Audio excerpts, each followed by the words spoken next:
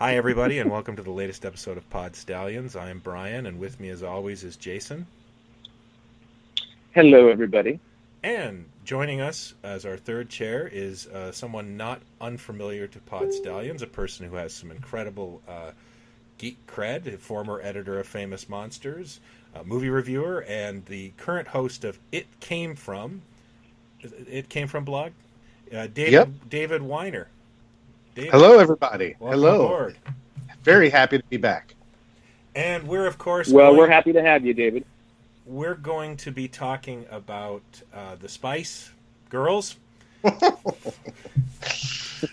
a minute. I'm partial to ginger. No, we're actually going to do the most fan requested episode, and I'm not happy about it. I'm going to stand in the corner with my arms crossed. Dune. This is our most requested episode, so be careful what you wish for, folks. We are going to talk about Dune. We've teased it quite a bit, so I'm sure that was slightly influential. I never shut up about it. So yeah, you guys. I apologize. This Brian. should be interesting. It's not going to be an echo chamber because you guys love it, and I really want to know why. Because I don't get it. Yeah, and I'm gonna. I didn't actually run out and see the film or anything after because I'm pretty familiar with it. I remember it pretty good. But I will surrender a point that when it came out, it was kind of mired in some personal stuff for me. You know how you're in the I was in the 7th or 8th grade and I finally met somebody who was into science fiction like I was. And I had this friendship going on with this kid. Now, the only thing he was into that I liked was Doctor Who. And, he liked Dungeons and Dragons and he liked science fiction. So we were really good friends in the 7th and 8th grade. And when we went to go see Dune, I had switched high schools. And I think his parents were going through a divorce. So our relationship was on its outs. So when we went to go see Dune, we were sort of in our Richard Burton, Elizabeth Taylor phase of our friendship. So, when I specifically thought of Dune, I thought of that, like, we were kind of miserable with each other. And I may have been more negative towards the film because he was a humongous fan of this. And I, got in the theater and didn't enjoy it. And I think I was pretty much peak passive-aggressive, after the film. Like, oh, that was fantastic. I didn't have a ton of emotional maturity. But I just want to put that out there as kind of an that's my experience with Dune, and it was a little mired with that. Maybe that's part of the problem, so to speak. That's interesting. And if you're looking to sort of spice up, no pun intended, the relationship or the friendship, Dune might not have been, a 2.5 hour, 2 hour, 40-minute movie that's kind of confusing. Might not have been the ones that you might have gone with something a little lighter, but I get that. That makes sense. It's not David, known as a date movie. Well, most definitely wasn't a date, but it was sort of like he built it up, and he was also like I said, he was going through his own pressures, and he was kind of insulting my intelligence. Like, you may not get this, before we got in the theater. And he was prepping you with some passive aggressive behavior. Yeah, and I think I was playing right back, and also, and let's just get into this. Were you guys like he was a big fan of the book? Were either of you guys at all in the know about that book series? Well, I'm gonna throw this to David first because David's the guest. So I'd like to know that. Yeah, what was your knowledge of Dune? How did you sort of come to this? I'm assuming you saw it in the theater. Give us some background on what you knew about it and how you went into it. Yeah, Dune for me is much more than the 1984 movie, but it all did really start with the book and the movie for me back in 1984. Before I saw the movie, the only thing I knew about Dune was at summer camp. There were counselors reading Dune, and I was really taken by the cover artwork, and I just thought it looked pretty spectacular. And then I remember opening it and seeing all these words, these vocabulary words that just made no sense to me whatsoever. So I didn't think to myself, I need to read this. So I asked him what it was about, and I remember this counselor said, "Oh my God, it's the greatest story I've ever read. it's drugs, it's outer space, it's sex, it's politics. You've got to read it. And I remember thinking to myself, maybe when I'm older, I'll get around to it. And so when the movie came out, I had not read Dune, but all I knew was that Dune was big, at least among like sort of the underground hipsters who knew that it was not only a cool book, but there was a whole series attached to it, and lots of people talked about it. And I remember I sat down very excited, feeling like I was in the know.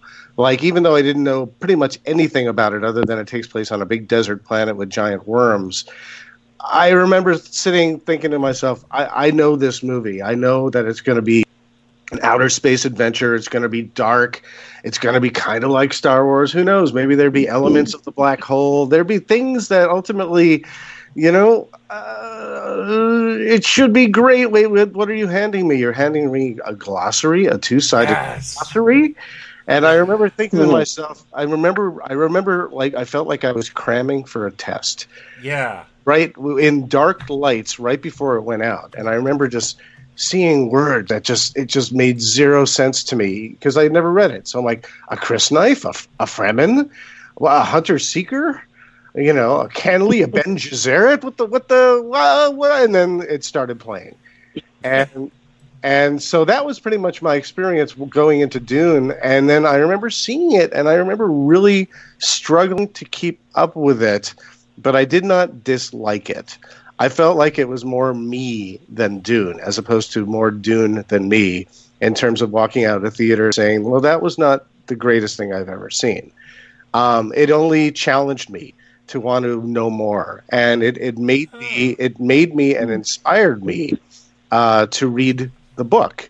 And I didn't get to it for several years later until my early 20s. But I just want to, without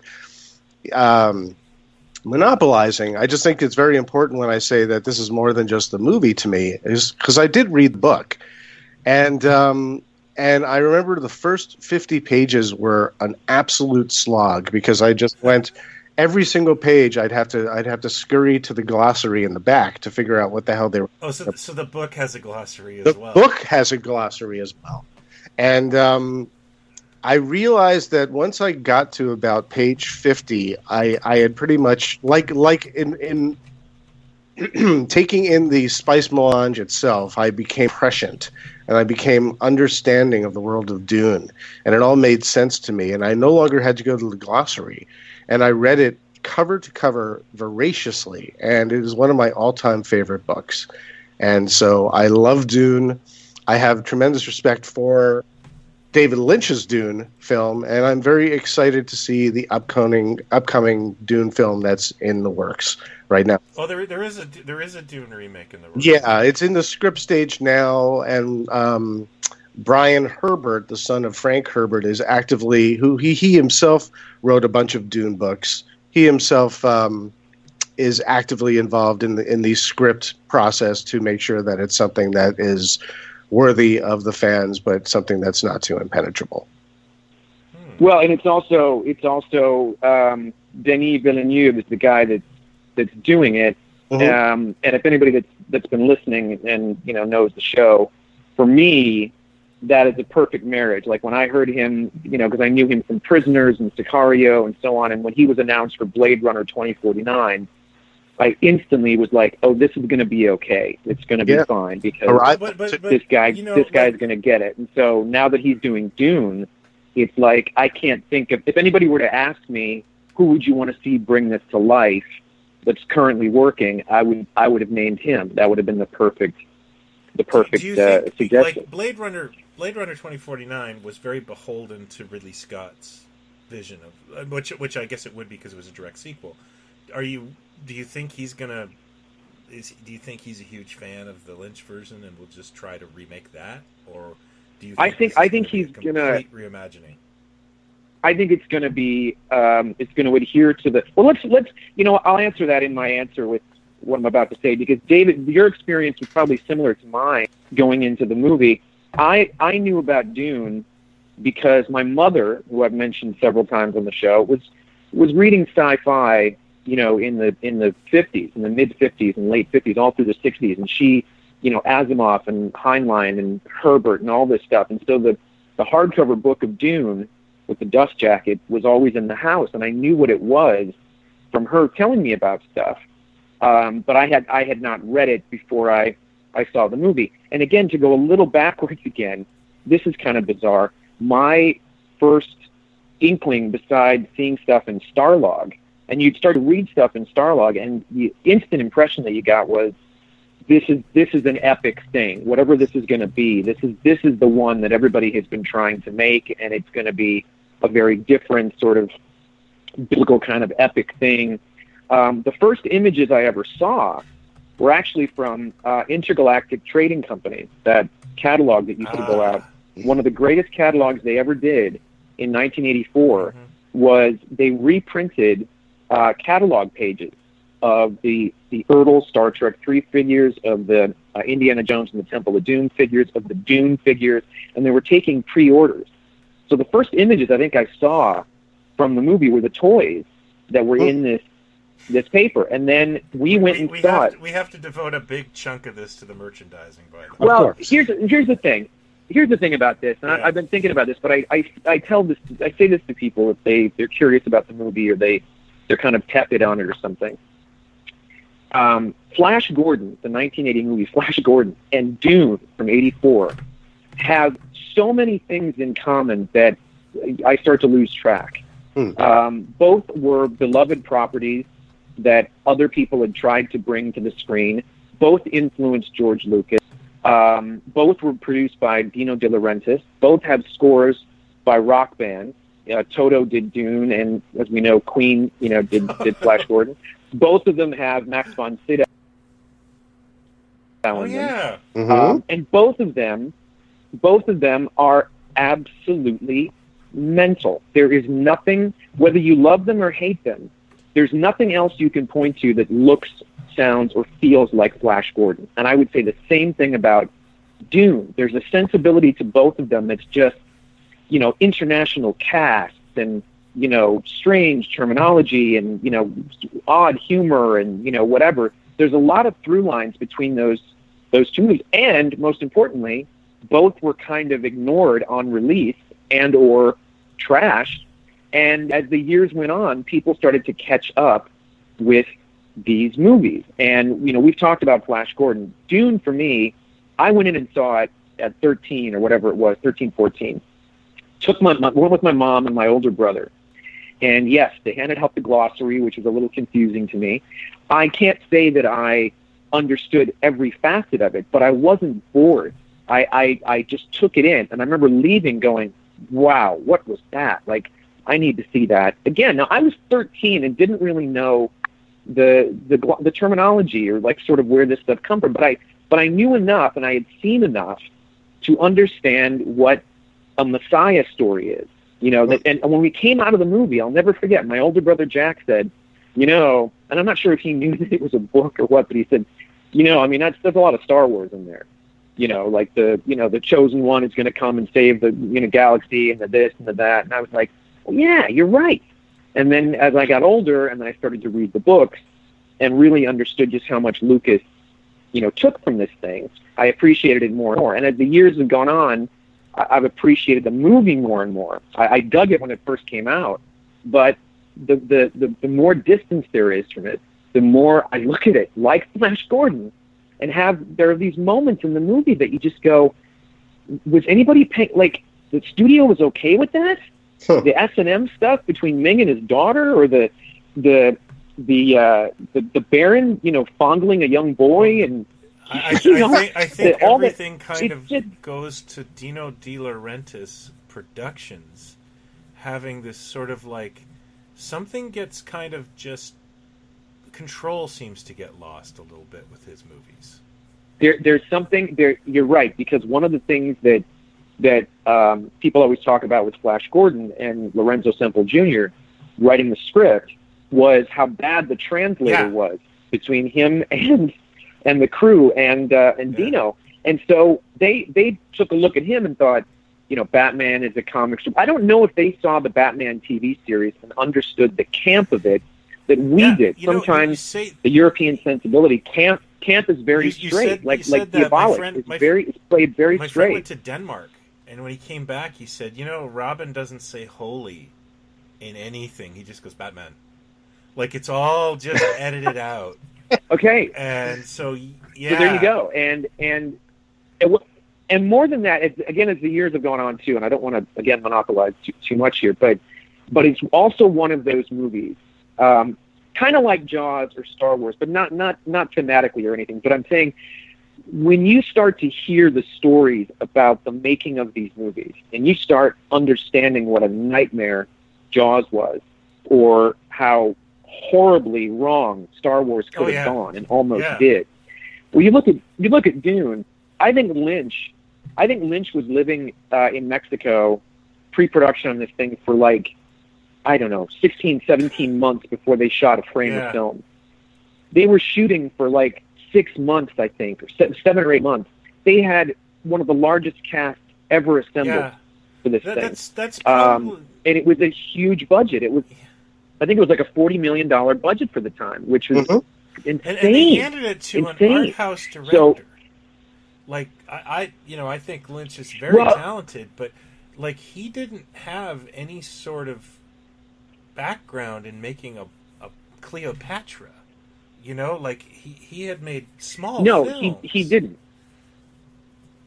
He didn't, and I think what they did with it, when you think about it more, Dino and his daughter Rafaela, they looked at Elephant Man, which is great. And saw the atmosphere, the atmosphere in Elephant Man, and what he pulled off for the budget, and they thought, we want that kind of. They weren't thinking, gleaming spaceships and silver outfits and whatever. The production design of Dune is incredible. The design, the costumes, everything about it is just a feast for the eyes. The first. Go ahead. Yeah. I was going to say the first 30 minutes of Dune, the first 30 minutes is spectacular. You go into this thing and, what the hell is going on? You get a prologue from the daughter, and then the guild navigator. She keeps popping up, and the guild navigators come in, and this worm is saying, this is what we're going to do in fold space. What are we talking about? But, and I'm going to give it to David now, because what I wanted to say, and David, you mentioned something interesting about the terminology and what is going on, and the bits and pieces. There was a great article written years ago about Monty Python's Flying Circus, and they had released the books of the script. And this guy in the New Yorker wrote this amazing article saying, we didn't, when you think about the sketch about we're the inhabitants of Hounslow, descended from Surbiton. We in America, we didn't know what Hounslow and Surbiton were. We didn't know. We had no reference for those names of towns, but we knew what the gist of the sketch was, which was, a posh area over here, and the way people are, dressing and speaking. Could they have descended from another posh area, over here? So there's a lot of that in Python where we don't get all the terminology, but the gist of the sketch is there. The humor is there. And for Dune, it's the same thing. I think there's enough of it that's given to you in the film that. I didn't need to know that knife was called a crisp knife. They didn't need to say it. I think the glossary was kind of an undoing in some ways. They never should have handed that thing out, because immediately that's all people talked about was, my God, it's so confusing. They needed to give us a crib sheet to study off of. I disagree with that, because I think, we, the three of us, would have been open and receptive because we were sci-fi fans and looking for the next fix. But the general public, I don't think the glossary was a good idea. But I think the general public got hammered in those first 30 minutes. And it was so much to take in. See, but again, it's also, I think they went in thinking, and the trailer, by the way, if you haven't seen the trailer anytime recently, watch the trailer. Again, the Flash Gordon trailer and the Dune trailer are fantastic. Yeah, Dune is even better. I remember the Dune trailer. And you see the trailer, and you get the understanding that whatever this is, it's going to be huge. But I think the majority of the public went in thinking they were going to get Return of the Jedi, and they were going to get a slam bang, fun, fast moving thing. And it's not that. It never was that. But I think that's what Villeneuve. I think that's what he's trying to do. I think they're trying to bridge the details of it in the epic scale, but to make something commercial because they want to make a series of films. I agree with that. It's funny that you mentioned Return of the Jedi, because that was offered to David Lynch. David Lynch was offered the that's opportunity to do Return of the Jedi, and he turned it down. And he was sort of the flavor of the month. A lot of people wanted him for a variety of projects. And you have to remember, when you look at David Lynch, you're looking at him in the scope of history, where if you look at what he ultimately became known for, which was ultimately weird, strange, surreal, Twin Peaks, Mulholland Drive, that's who he wasn't that director just yet. He had done Eraserhead, but he was pretty much known for The Elephant Man. He wasn't a Blue Velvet stranger. You're right. He was the flavor of the month. That's exactly what he was. When you think about Lucasfilm offering him Jedi, you kind of go, wow, well, they saw something in this guy. I think Elephant Man was nominated for Best Picture, and I think he was up for Best Director, and so he was quite. But what he did do in hindsight, like you're saying, which is pretty incredible, is when he made the deal with De Laurentiis for Dune. Within that deal was 2 more movies that De Laurentiis would produce of Lynch's, and that Lynch would get final cut. So doing Dune allowed him to make Blue Velvet, and the rest is kind of history. He's done his own thing, ever since. And so he always kicks himself looking back on the experience, that because he didn't get final cut. But even that, knowing the director that he is and knowing the person that he is, it is astounding that he handled this movie, that he tackled this movie, and it turned out as well as it did. Sorry. Having read Dune subsequently, people really take David Lynch to task for really sort of butchering the book, and it's a book that's really, really, really complicated. It might be a basic, heroes versus villains story, but the politics, the machinations of everything that goes on, the multiple worlds, the multiple characters, the multiple disciplines, it's a lot to chew on. And a lot of people don't know that Lynch originally delivered a 4-hour cut. And that's right. Yeah. And the studio was extremely nervous, and they cut it down to size. And I think by the time it came out, no one was entirely happy with the final result. But I was going to say that ultimately, as a reader of the book, and knowing how complicated it is, I still think it's a good distillation of the story elements, and it tells a pretty straightforward story. And I think what people really get caught up on is the terminology.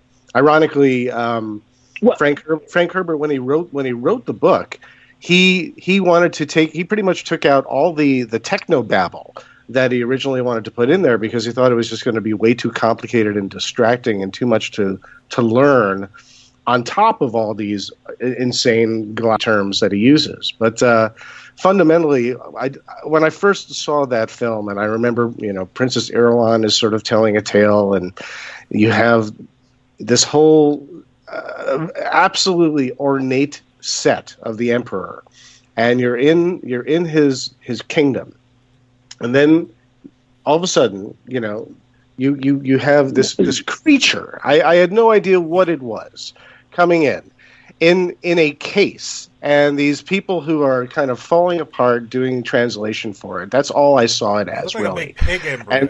It's incredible. And that's the moment, I'll tell you, the moment I was hooked immediately on it is after they have their interaction, and I'm just like, what the hell is this thing? And it backs away. And then you see this residue, this gunk on the floor. It just was dripping yellow ooze. I was just like, holy shit, this is different. This is new. Okay.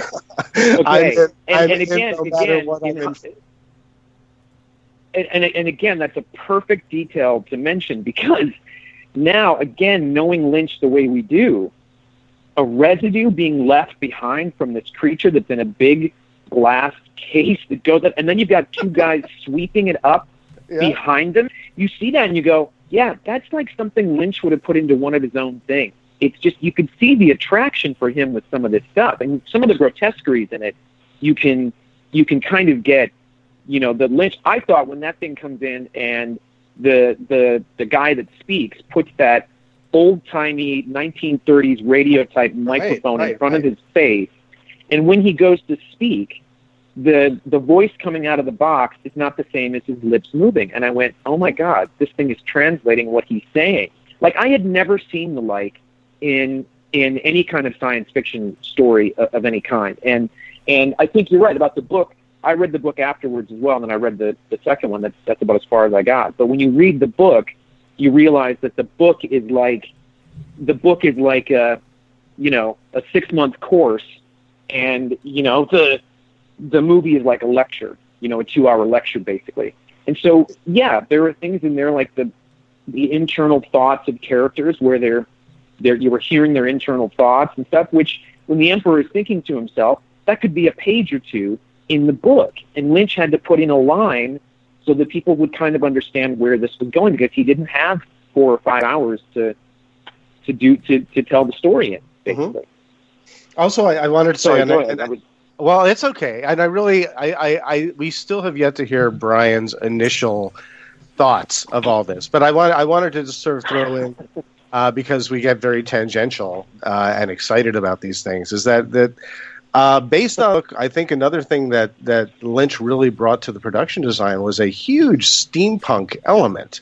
You're talking about this sort of old-timey radio transistor that he's using to talk. The production design, the Giger influenced and inspired production design is also tremendous. And that's, I think, thing that I knew of going in, because I was a huge fan of H.R. Giger from Alien, and I knew that he was involved with this project. And simply, he was a calling card for me to see this movie. I'm like, well, if Giger's production design is in here somewhere, I want to see it for that alone.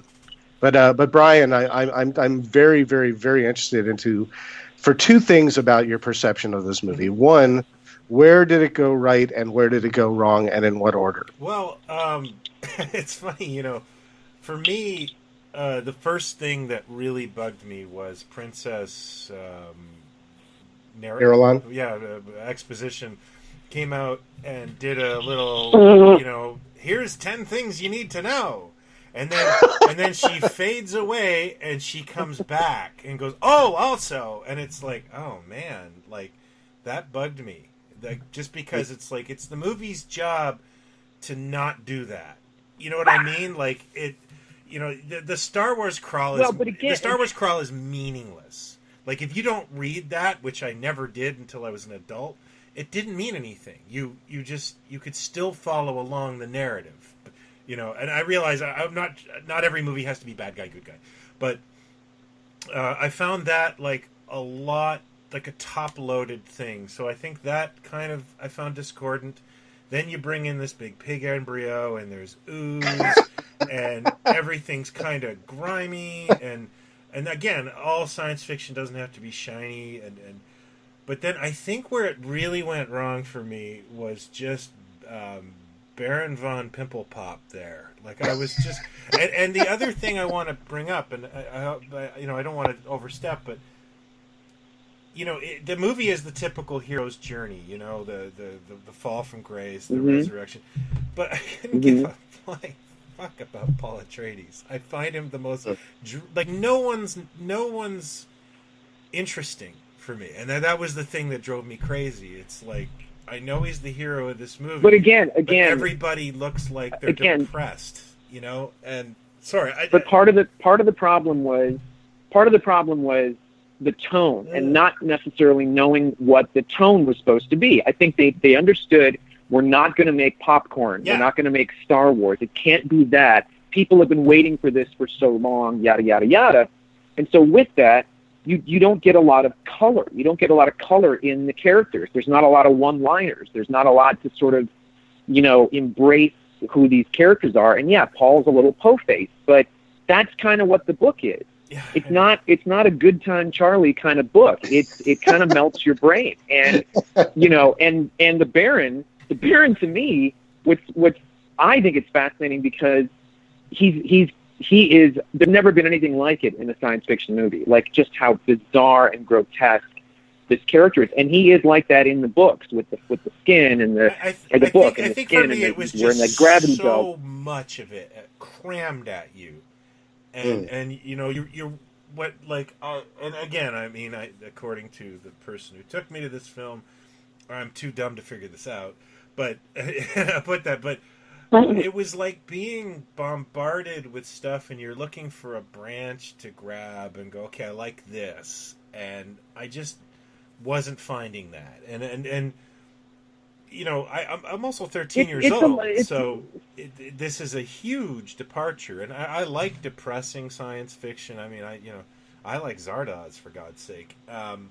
Yeah, you like a lot of weird stuff. This is actually a bit of a misnomer left of center for me. A lot of Lynch stuff that's interesting. Kind of leaves me like he's just not my favorite. I don't dislike his stuff, but yeah, this one kind of lost me, and I don't hate it. And I want to backpedal just for a second. That Christmas, somebody gave me the Marvel Comics pocketbook adaptation. And it has that Bill Sienkiewicz. Gorgeous Bill Sienkiewicz. I met Bill Sienkiewicz and got it signed that Christmas. I loved that adaptation, and I remember reading it going, oh, like there were things in that were free of the movie. You know how Marvel worked, right? They read the screenplay and made their own. I liked the story in that way better than I did the film itself, which was I found weird. I guess because you know your performance of Paul is based on what you think in your mind, and I just wasn't taken by Kyle MacLachlan's performance, and you know. Well, can I just add one thing? And this doesn't make any difference whether you're going to like it or not. In the book, Paul Atreides is about 15 or 16. He's a kid. He's a kid in the book. So the fact that they got a 22, 23-year-old actor like playing it slightly youthful at the beginning and then growing into the leader he's going to become, and then the story even goes off from there where he's kind of a tragic hero as the books go on. And I remember afterwards asking my mom about the Guild Navigator, and I asked who the guys were. I said, who are those guys around the thing? And she's like, well, that Guild Navigator used to be one of those guys.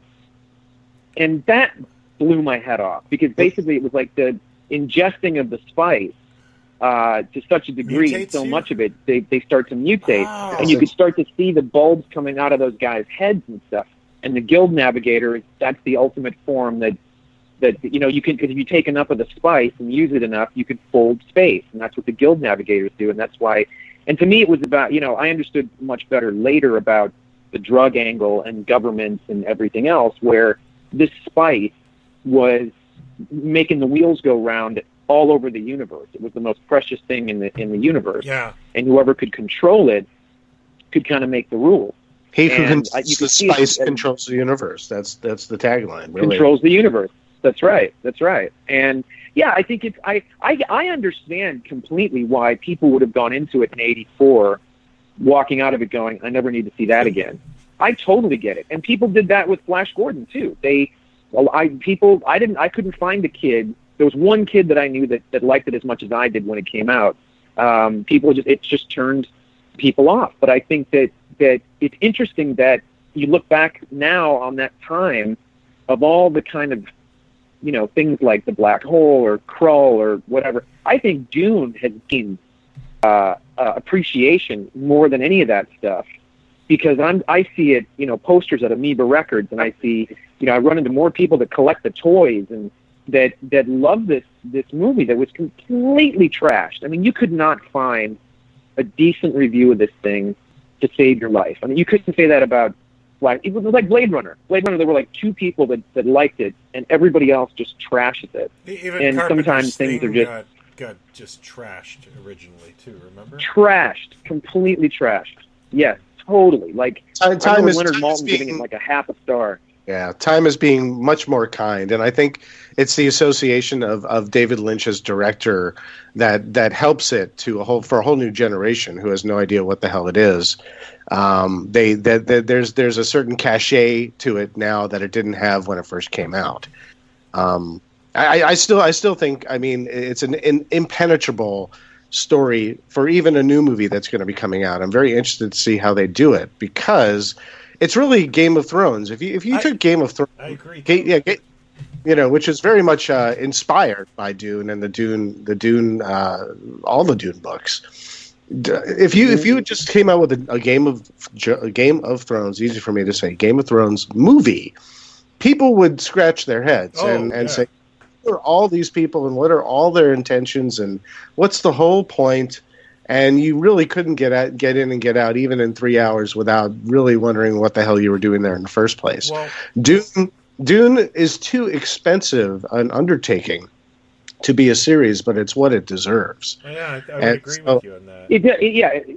In a perfect world, that would, because and I dip into Game of Thrones here and there because I get a little tired of it, but I also feel like if I miss 3 episodes of Game of Thrones, I'm going to be fine because there's plenty of time where nothing happens. Well, you can't really do that in a 3-hour movie or a 2-hour movie. And my guess is what they're going to do is make a 2-hour film that's going to look great and it's going to have the heavier stuff in it, but it's going to move at a different pace and it's going to be much more visceral, I think, because Blade Runner, which I adore, Blade Runner 2049. I didn't care that it was 2.5 hours, and if it had been 90 minutes, it would have done double what it did.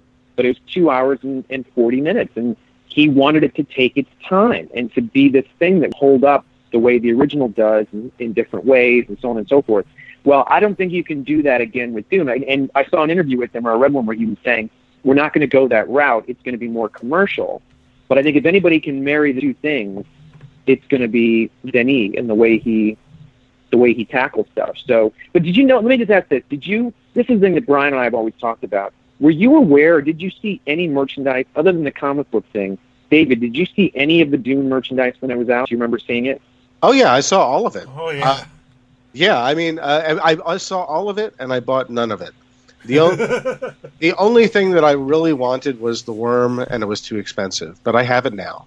And my son gets to play with it. My son knows what Dune is, and he knows what a sandworm is. And he's 6 years old, and that makes me proud. But I never was interested. I never saw any of the toys. I never saw them in stores. I saw books and I saw trading cards, but never saw the toys. And so I got them, later. I ordered them from Intergalactic, but I never saw them in the Twin Cities. I don't know why that was. The toys never came to Canada, and I'll tell you why I know that is I went to we got a Toys R Us just when I turned like 14 in my town, which pissed me off royally. But it's still there, by the way. And when they opened, they put out this wall of clearance. Like, I don't know where they got this clearance stuff, but they just had this wall of, like, Cosmic Man and Bugman of Insectia. And I grabbed the planogram because I don't know how I knew that. I guess because my dad worked in retail for so long. And I started looking through the list, and one of them said, Section J, Dune action figures. And I freaked out, and I was like, oh, my God, they made Dune action figures? And I went there, and it was not there. They didn't get them. But it was still in the planogram in the clearance section. The coolest thing is, they went everything from, like, party supplies. I have a friend who collects these things. He's got, like, he threw a Dune-inspired party, and it had, like, the party plates and the napkins and things like that. When I think back about the toys themselves, what I wanted, if I was going to have one thing that I spent my money on, it would be Paul Atreides in his still suit, and they never made that. No. They made a Paul Atreides in his regal uniform, and right. they did. I think they did Stilgar in his Fremen suit. So that was the only one available. And then the only other action figure that I thought was cool, which is the only one that I own now as an adult that I bought on eBay, and that's of Fade, in his outfit. With his cat that you can milk. They ultimately, yes. Well, which was a flourish added by David Lynch. He added that cat. He added the heart plugs, and he added that weirding module that wasn't in the book either. Those were flourishes that he added to make. He added the eyebrows too to the some of the characters. Right, I read that somewhere where that's not in the books at all. But Lynch wanted to add big bushy eyebrows to the certain characters. He might have. Yeah. Can Jason hear me? Sorry, Jason can't hear me now. Well, yeah. Oh, Jason's not in the old. Well, let me call him back. Yes. This would do.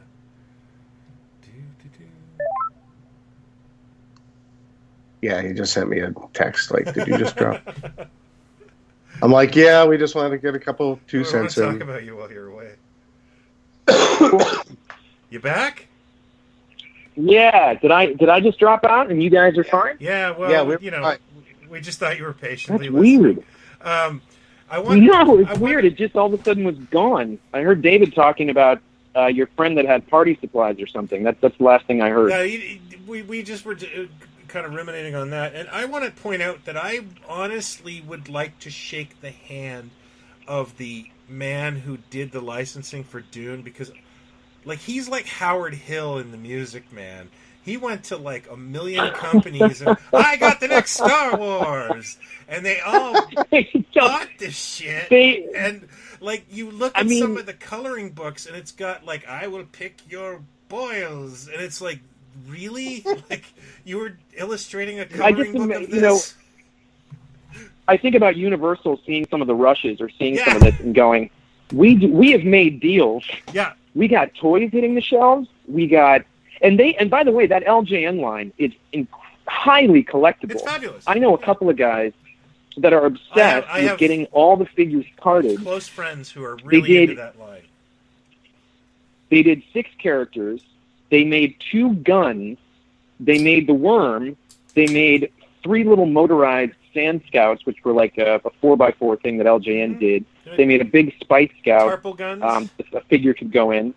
They made a Fremen gun and the Tarple gun. They were going to make the Harkonnen ship, and they were going to make Lady Jessica and Duncan. I mean, not Duncan. Gurney Halleck. Patrick Stewart. Gurney Halleck. Why do I know that? And those things, because it's important.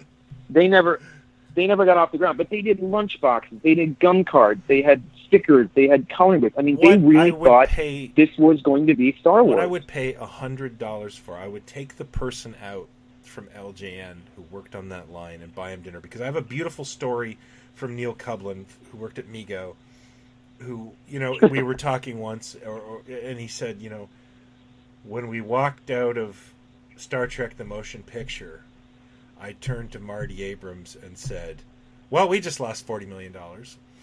And it's a beautiful bit of honesty. I don't know if that was me or Robin who talked to him about that, but I would love to hear the LJN executives, reaction to walking out of Dune and going, oh, God. Well, see, but that's the thing. And David, you might have, because you work with studio. I mean, you constantly have written about studio stuff, and you go to screenings all the time, and for all these years, it's the kind of thing that I think the studio, thought they were doing something a little slightly more highbrow, but I think they thought it was going to be more commercial. Number one, I think so. But number two, I think the studio and everybody involved with it, the attitude was, everybody knows this book. This is the one.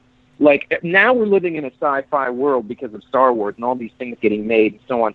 But Dune was the unfilmable novel that everybody who knows science fiction, everybody has, because this book, by the way, is one of the cornerstones of science fiction. Like most people have read this book at some point in their life, or they know of it or something.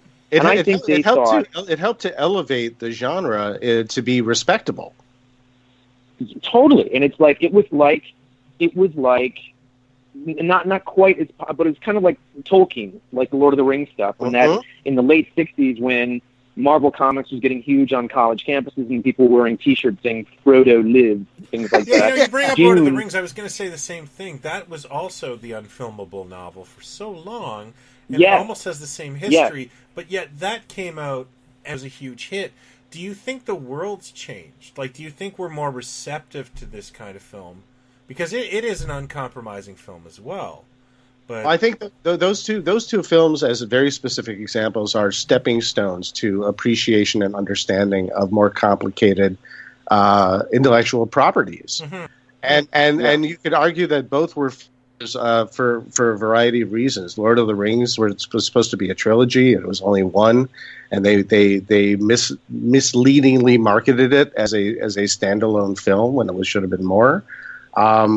Dune was the same way. I think it's funny. I recently had a conversation with Ralph Bakshi, who directed Lord of the Rings, and he basically defined the Hollywood players into two categories. There were the ones who read books and the ones who did not read books. And the ones who read books understood the material. And the ones who did not want to take the time to read, they could not understand the material. And so that was more seat of your pants versus the reality of how these things were going to play to the real world. Which is why you talk about, distilling a 4-hour movie into something that's 2 hours based on a huge novel that's pretty impenetrable. Whether you're talking about the Rings trilogy or you're talking about Dune and as the first chapter of many, many books, it really boils down to whoever's taking on the property and selling it to the world. You have to simplify it despite the fans. J.J. Abrams taking on the whole Star Trek franchise, love it or hate it or middling feelings about it, he had the right idea. If he wanted to save Star Trek, you have to disassociate yourselves to a certain degree from the fans and appeal to a broader base who is more interested in an adventure than in Star Trek itself. And what he did too was he brought fun. That movie brought fun back into Star Trek, something that had been missing for a long. Nothing against Next Generation of those shows. I never really watched those or whatever. I never did either. But I the adventure kind of fun of Star Trek, the stuff that we watched on Saturday afternoons, and the '60s show and so on. They brought that fun back in. That would be so po-faced. But what you're saying, like Lord of the Rings is a great example of something that. These are dense stories, but they were distilled into something more commercial that turned a lot of people on to read the books, and people knew it, etc. A lot had been learned since something like Dune, but it's always the stuff that that is broader, like a Star Wars, and that's not taking anything away from that. Star Wars is an amalgam of John Carter and Dune and Lord of the Rings and everything you can imagine put into a blender. To make something more digestible. And so it's always that stuff that tends to stand the test of time, because it's not saying that Star Wars can't be deep or that it hasn't gone further, but Lord of the Rings and Dune, these were the unfilmable things. If you think about Star Wars, I was going to say real quick though, if you think about Star Wars, Star Wars being amalgamation of a variety of previous inspirations, no one could pick apart Star Wars the first time around because it was a brand new entity, not based on anything else. True. And think about that and how it connects to what we're talking about, where we're talking about creating these films out of these unfilmable books, and you're trying to tell a story and appeal to a broad audience while appeasing the fans and be coherent. Some of these original properties, which Hollywood wants to gamble on less and less and less because they're not known properties, they have the advantage of at least not being disappointment based on an adaptation of a book or a comic book series or anything else. Or you have well, and I think part of the Galaxy, where nobody, I don't even know who the Guardians of the Galaxy are, so I have no expectations walking into this film. Well, and I think part of what, there was, I know not a lot of people I know, really liked John Carter as much as I did. I thought it was a terrific movie. But part of the problem that it had was that it came first. And the marketing, as bad as the marketing was, the worst thing that it didn't do was remind the audience this was the thing that started it all off. There would be no this, no that, no this without this thing. And there were a couple of fan-made trailers for it, after it came out, saying, this 100-year-old property that and they could have been made it a lot more sexy. Well, Dune, unfortunately, came after Star Wars, and everything after Star Wars might look derivative or not as interesting, when in fact Star Wars is a derivative of that thing. And just to kind of get this out here, because I'm sure someone's going to talk about it or it's going to come up online or something, the Jodorowsky's Dune. Yeah, I'm surprised you guys about what he wanted to do. We're 40 minutes in, and you just bring that up. Well, there's much to talk about. We haven't got to that or the sci-fi miniseries. Oh yeah, which is an incredible documentary, no doubt. And while it was fascinating to think about what might have been, anybody that thinks we missed out on some epic, adventure that we didn't get, and then we got stuck with Lynch's Dune. I promise you, Lynch's Dune, it would have been 10 times the movie that the Jodorowsky one would have been. It would have been art house all the way, and it would have been hard to find an audience even now for that thing. As genius as that could have been, he wanted it no way it would have. He wanted it to be a 14-hour LSD trip if he got his way. Yeah, it's like, I don't know how much you know about Nicholas Roeg was going to do Flash Gordon at one point, and he had some ideas that were, Ming is like an ethereal cloud instead of a human form, like all this shit. And De Laurentiis was like, no, this isn't going to work. This isn't going to be, so not every idea is the greatest idea. Fantastic Four versus the Silver Surfer for Galactus. I think it was Canon. One of the treatments for Canon was Joseph Stefano when he wanted to make Spider-Man a monster because he had absolutely no concept of the Spider-Man comics. Did you ever hear about that? Oh. He was going to just turn into a spider monster. It's like, yeah, this is great. And the guy... That's Venom. Yeah, that comes out this fall. Yeah. Well, David, I'm glad you brought up the miniseries because I want you to take it from here. But we'll talk, because I don't know if you've seen both of them. I've seen both. It tells you why, just like Flash Gordon, I hate to keep bringing it back, they are unique, though. And people have tried to do other versions, and people have been talking about doing another Flash Gordon movie for 35 years, and nobody can get a handle on what it is. And now Dune, it took someone like Denis to have the successes that he's had to make this thing happen, and we'll see how it goes. But tell me your thoughts on the sci-fi miniseries that was done. Yeah, it came out in 2000, and it was like a $20 million production, but it didn't look like they used all that money on the screen. There was a lot of screensavery CGI in there. That's the thing. CGI was kind of in its infancy there, and believe it or not. German? Wasn't it a German co-production? Perhaps it was. There was an international. A lot of German actors were in it. Yes, and they had. I think Giancarlo Giannini was in it. William Hurt. They got some big names in there to sort of appeal.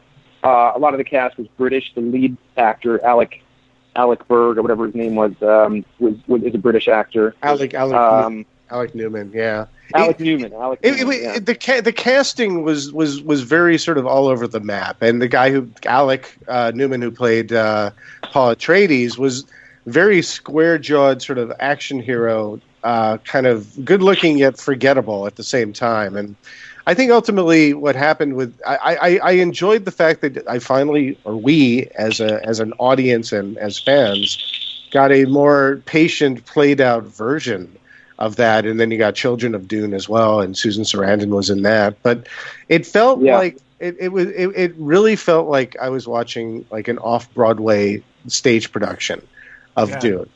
But as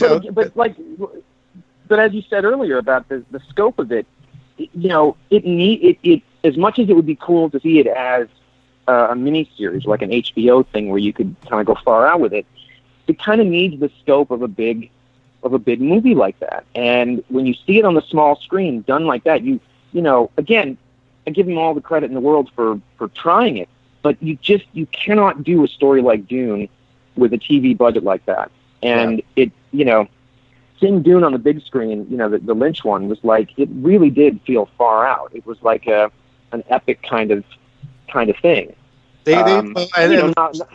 Lynch was all practical effects. Here they were using a variety of sort of subpar basic CGI with rear projection, and they're trotting around in sand and green screen, and it was really kind of a mixture that didn't quite work. I mean, they shot in the desert, like the Lynch thing. They were out in the desert shooting this thing, It was insane, the production that was, the scope of that thing. Not to mention the cast, a total unknown that ends up being Lynch's muse, and it has a great career, 36 years later, whatever it is, still.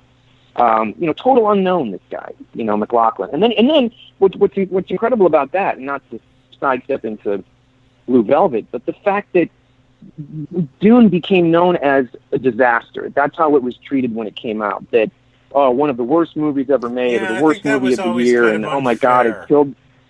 I've always thought that. Killed. Yeah. Yes, thank you. I mean, as much as I'm not a big killed the fan, studio, and all this stuff. I think what it was, and this is just my opinion, but it was served to the public as Star Wars. And, if you're said, here's a hamburger, and it's a can of sardines, you're not going to enjoy that. And I don't... Wait, that was your not taking anything away from it comment? Was burger versus sardines? That's where you were going with this? that was your backhanded compliment? No, if you order a burger and you get a pile of shit... No, that wasn't a pile. I'm kidding. What I was trying to say is it's a bit of a bait and switch. I don't think it was marketed to the public in the like there were coloring books, and it should have been. I think it should have been marketed more importantly as like, this is the epic science fiction film of our time. And even though I think the film is very flawed, I don't think it's garbage. I don't, you know what I mean? Like no, well, you're also talking about. I think they did market it as very important, but yes. It's by that time. If you think by 1984, especially after Star Wars and everything in between, Black Holes, Star Trek, everything that came along with it, there was a playbook by that point. Alien comes along, we got to make all the dolls and the action figures and the toys and the dart guns and the board game. Oh wait, it's rated R and it's gonna give all our kids nightmares. Let's turn around and take it off the shelves. It's the same thing with Dune. People don't really know about or think about or dive too deeply into when they're marketing, when they're preparing the marketing of something. They want to hit they want to rake in as much money as they can. They want to cash in as much as they can. And this is a big property, and part and parcel to the production of a film like this is the dollar signs that executives see when they see a franchise, they see sequels, they see toys, they see Happy Meals. And they plan it, and they roll out all the troops to go in the various different directions of merchandising, without all on a wing and a prayer, like they did with Star Trek, and then they walked out and said we just lost $40 million. But that is not that's just a boring film. The Dune Happy Meal would be it'd be called the Unhappy Meal, and it would have sardines. But there you go. Okay, David, that's a great point, because here one of the problems with Dune, and one of its undoings as well, is I think it needed to be both things, or it needed to be the commercial thing, the merchandise, this is the new Star Wars, etc. But it also wanted to be, we're not Star Wars, we're not light and fun. This is a deep, dense, epic story that's going to go on for a long time, and it's going to be much heavier than any of that, yada, yada, yada. And it can't be both. Watchmen is another thing that for years, every studio in town tried to make this thing, and maybe, Gilliam thought it should be a miniseries of some kind, and, whatever. Anyway, I happen to love the movie. I love it.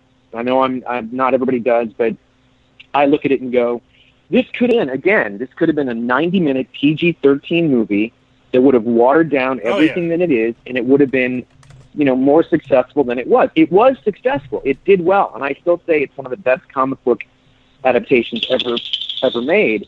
But he went hard R. He went, this is what the book is, this is what the tone is, and it was at the and also no big names in it. I mean, well-known people, but they didn't go big with the casting. The idea was let it serve the story. And, we're not going to do Happy Meals. We're not going to have to tick off all those boxes. And if Dune had pulled back a bit from the Baron Harkonnen and the Lynch weirdness and the esoteric stuff, it might have done, with a little bit more of a trim, or left some things out, or not had. We need to know who the Bene Gesserit sisterhood was. We can just get it in the dialogue, and we didn't need a lot of the inner thoughts, and so on. It might have been a little different. And also, I don't think at that point people were used to sitting in a theater for 2.5 hours to see a movie like this that moved at that pace. But that was the problem. It kind of wanted to be both things, and it was never going to be. I don't think this new one is going to be, I think you might have adult sort of figures and collectibles and things, but I can't imagine you're going to have a Hasbro jump on the next Dune thing. I just don't know if that's what it's going to be. That surprises me. Like Dune was a flop, but those that like it a lot, and I've seen action figures over the last 30 years of properties. I'm like, really? We're getting that? Like, NECA just released, they're going to do Night of the Demons, an action figure. Half the people I've talked to have said, that movie sucks. And it's like, how the hell have we never seen a Dune action figure after the LJN? Like, Well, we did. We saw one. Yeah, Soda, SOTA. Oh my goodness! We just saw one though. Okay. But Soda did like a couple of figures from American Werewolf in London, a couple others, and then within that mixture was a Baron Harkonnen, which he sort of had his arms up in the air like he was floating. But they only made that one. But yeah, you're right. It would be the kind of thing that I've always talked about. I would love to do, something just for the film. Again, I don't know what the audience would be. It probably wouldn't be big enough. But yeah, I would. If NECA or somebody got that license, I would buy every character. I think it's also one of those things that we talk about all the time. We talk about Battlestar Galactica versus Buck Rogers versus Flash Gordon or whatever. Battlestar Galactica is the Galactus of its time, but it's not. It doesn't go too far into the disco thing. Like I always talk about Star Wars and the Cantina Band. There was something incredibly inspired in the heart of disco, in the heart of what was going on in nightclubs on the coast in America.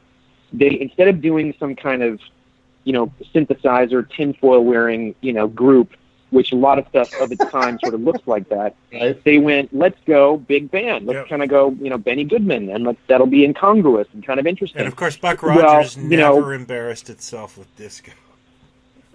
Buck Rogers went all the way to the other side. So I look at Flash Gordon, and yeah, there are a few things in there that are very much of its time, but the overall look of that thing is so unique.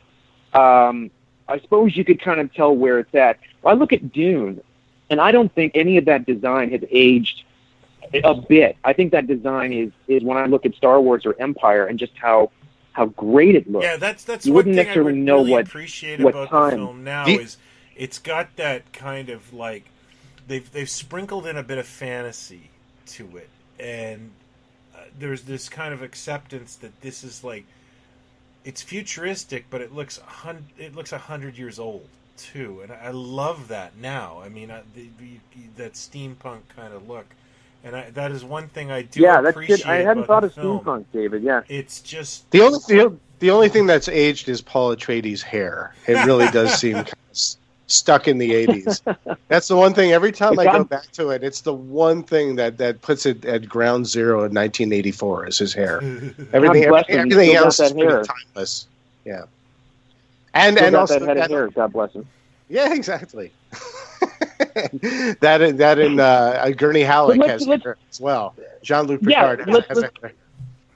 Let's talk about the cast, shall we, Sting, Brian? And Sting and Fade. Kyle MacLachlan, Sting, who arguably was the biggest rock star, because Michael Jackson didn't count. He wasn't a rock star. He was a piece of bubblegum. He was the king of Sting pop. was the biggest rock star on the planet at the time. Oh, please. At the time, you had Patrick Stewart. You had... Who else, Brian? You know who else was in this? One of the Sandmen. I'll give you a hint. From Popeye was in this. Yes. Bluto from Popeye. It's one of your Jose favorite Ferrer. Popeye. Jose Ferrer. Richard. Okay, so but somebody else. There's someone else in it that I'll give you a hint. He was the Sandman in another film. Was Richard Jordan in this? Yes, Richard Jordan is in Dune. God. Yes. He plays Dunk, Idaho. Oh, my goodness. Jürgen Prochnow from Das Boot. Everybody knew that movie at the time. This was a huge cast. Of course, and Everett McGill, Brad Dourif, Dean Stockwell, Jack Everett McGill. Girl didn't have Jürgen Prochnow in their locker. But every girl loved Jürgen Prochnow at the time. You have mainstays in Lynch's motley crew of character actors, as well. That's right. Dean Stockwell, Brad Dourif, Tom McLaughlin, Jack Nance. Lynch does a cameo also. Lynch has a cameo in the movie. Lynch has a cameo, yeah. And you've got Max von Sydow, and you've got Francesca Annis, and you've got the Bene Gesserit mother, whose name I forgot, but she's still alive. She's a wonderful British actress. I can't think of her name. Yeah, Charlie Callis. But she's somebody. Yeah. Charlie Callis is in there. Charlie McCarthy's in there. He has a cameo in the corner. Right. Sean Young, whatever Sean Young is now, Sean Young was Rachel in Blade Runner. So, but the pedigree was, and Carlo Rambaldi did the creatures. Carlo Rambaldi did E.T. I talked to Sean Young about many things, and I talked to her about this movie, and we all have opinions of Sean Young these days, but she was young then. And it was a huge film to be part of, and she said it was a wonderful experience. Wonderful experience. She remembers very, very, very, very long days, breathing in the smoke from burning tires, and yep.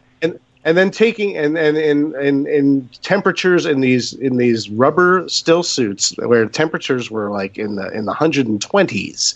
It was insane. Yeah. And then going back to the hotel room and taking like a half-hour shower to wash off every single crevice, and there was still dirt left. But my point of all this is that she captured a lot of it. Go back to the shower. Well, lots of crevices action there. Oh, okay. Okay. Yes.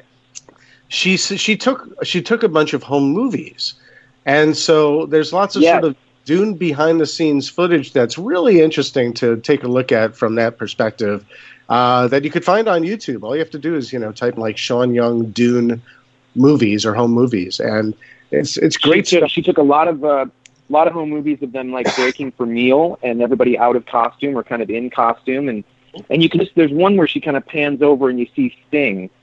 And you just go, God, this guy was a rock star. I mean, this everybody must have been swooning around this guy. Like, what is he? But, and a lot of them were there for a long time. I mean, they shot a lot of stuff. There's also something else we should talk about, which is really bizarre, which I forget exactly how this happened. But when Universal decided to start showing Dune on television, they decided to make this expanded version with some extra scenes that weren't in the theatrical edition. And also, they have painted sort of art cards that go up with new narration, giving even more background about the Spicing Guild and the politics of the time and so on. They apparently did it without Lynch's consent, and that is an Alan Smithy project. That had Alan Smithy on it. He makes good stuff. That guy. And he wanted nothing to do with it. And he hasn't. It's funny. He's said very, very little about Dune. Maybe I've got this Japanese. You want to explain for those folks who don't know what Alan Smithy is or who Alan Smithy is? Alan Smithy, I forget exactly where the name came from, but it's become a registered name at the Directors Guild, I think. It's not a real person. You walk away from a project, but you have to sign it.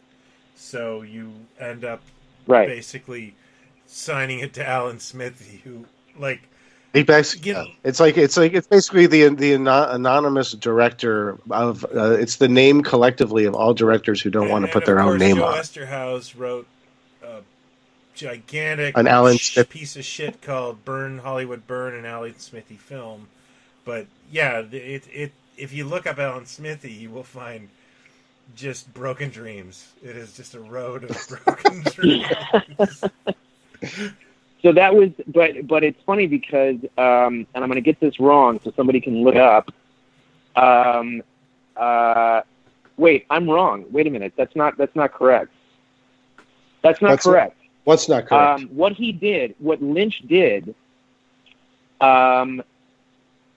okay, he either went by Alan Smithy, and for the writing credit, he used a pseudonym which was like Judas Booth, which was Judas betraying, Judas the betrayer, and John Wilkes Booth, who shot Lincoln. He was mad. That's the name that Lynch chose.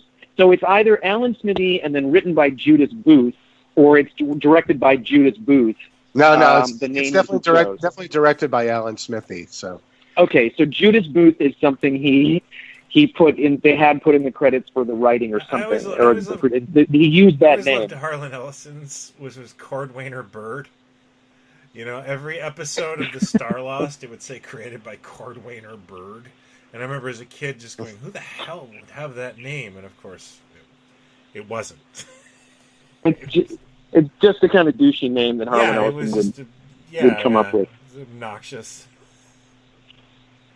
But I'm very excited that we're getting more Dune. I hope that it. I don't doubt it's gonna be good. I don't know if it's ever gonna be. I can't imagine any version of Dune being like, as adventure-y or as fun as Star Wars or the Lord of the Rings stuff.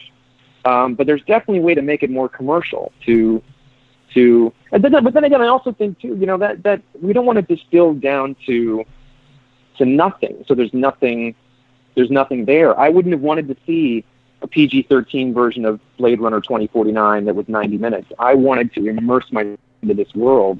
I wanted what I got. That's what I wanted. I agree with you, but I honestly think that Lynch's storytelling is a problem for the uninitiated. I think the film has its merits. I wouldn't say that about Dune. I would say the film has its merits, and I don't hate it or think it's terrible, but I don't think, I think it's a real slog to get through, and I think they could have, there's a way, there's a medium, because you're changing you're trying to turn people on to the book, and I think there's a way of initiating people without turning it into, Pepsi presents Dune, starring Will Ferrell, but Michael Jackson. Michael Jackson as Gurney Halleck. But yeah, there's this kind of happy medium, and I thought that Lynch is very talented, but I don't think he was the blockbuster guy. I don't think he was the guy to bring this to the audience. Like, maybe it just got edited like crazy, but a 4-hour movie's not going to work in 1984. It's not going to work now. And if you're going to do Dune, you have to have one hand on the source material, and you have to have one hand on what is an audience going to go see. I mean, it is really commerce versus art. And, I certainly wouldn't want to be given that task, but there is a guy out there who can do it, and I believe that. If you go to Peter Jackson's Lord of the Rings trilogy, you could argue that you can include as much of it as you want in there, because very much, again, like Frank Herbert's Dune, there are names, there are terms, there are types of characters, there are realities in that book that are pretty impenetrable. But you could watch the movie and let that sort of slide over your head, and if you're already dialed into that, you're really following it directly. Mm-hmm. But if you really can't remember anybody's name other than Frodo and Aragorn from the beginning to the end, and Legolas, that's all you really need also to be able to understand exactly the motivation. All you need to know about Lord of the Rings, because there's so much going on, is you need to get the ring to Mount Doom. How are we going to do it without being killed? But there's so much more that they chose to include. Yeah. And so what I'm ultimately saying is you can do Dune with all of the impenetrable characters and terminology and dialogue, as long as you are sort of towing the line or walking the tightrope, so to speak, with very straightforward and, like you said before, visceral action, where you have an adventure on a planet with cool ships and warring factions and killer sandworms and alliances and political intrigue. You can make it all work as long as there's a modicum of simplicity to the overall through line. But I would also like to add that, and I'll just go personal, I hate fantasy. I was kicked out of my one and only Dungeons & Dragons game. I don't like wizards and magic. Like, just piss off. I hate it. I watch Game of Thrones, and I don't know everyone's name. Like, I couldn't tell you who's who, but there's a likability to the characters, and I'll honestly... In Game of Thrones? Absolutely. Peter can't find a Dinklage's character to root character for. I love, and Jon Snow, and it's unbelievable that show got me. Because of the I would argue with that, speaking for you in my perception of it, it's the realism of that show. It's a show about and that's a show that hid its fantasy card. I agree. Until really the second season. So it had its hooks in you based on just the characters and the relationships and the situations. If I had seen a dragon in the first 5 minutes, I'd have been like, "Fuck this, I'm gone." Because I just, as much as I have a whole room full of dolls, I can't stand that angle of things. I don't know what it is about me, but I would have been more into it if the zombie guys had showed up earlier or more often. I think I'd be more into Game of Thrones, because when it takes off, like when it really kicks off, it's wonderful. You're getting a fantasy thing, you're getting creatures, you're getting grittiness, etc. And I don't think we've really seen that in a show like this before, and so you can do both. It's just that for me, it's 6 hours of nothing happening but two women in the nude making out in the background, in scenes or something. Well, just after a while, you say that like we're on HBO. You can show nipples. I get it. We're on HBO. I get it. Let's move on. Let's get some story. It's sometimes it's trying a little bit too hard. I'm just saying. Sometimes it's trying a little bit too hard, but. The other difference, too, with Lord of the Rings and Game of Thrones, don't underestimate the British accent and how people will go along with the story and how it raises it. It raises the game of whatever the story I'd really like is. to argue that, but I don't think I want to, because you may have a point. But, I'll also point out, this is one thing. When I was, 13, I also watched the Martian Chronicles miniseries. And I remember really dejecting some of the fantasy elements to that. But there's something about the writing of Bradbury where I kind of became intoxicated with it. So I don't understand why I've rejected Dune, because even modern Doctor Who has this sprinkle of fantasy to it that I find acceptable and I enjoy. And but Dune at the time, anyways, I think maybe it's just the presentation, not the concept itself, where Well, but it is dense. It is. They were trying to take this massive book and make it. If anything, they were trying to be too faithful. For a broad audience to try. You can't do both. I don't know how they're going to do both exactly with these new movies. Like a bit of a Ukrainian film. It is very. Nobody is happy. There's one funny line in Dune, and that is "Bring in the floating fat man." And you were so happy to see that emperor, because he's the one guy. He seems to represent the audience for 5 seconds in the film. But again, I don't need that. I would make him with J.K. Simmons playing. I think you need. I think what it was trying to do, and certainly what the book was go.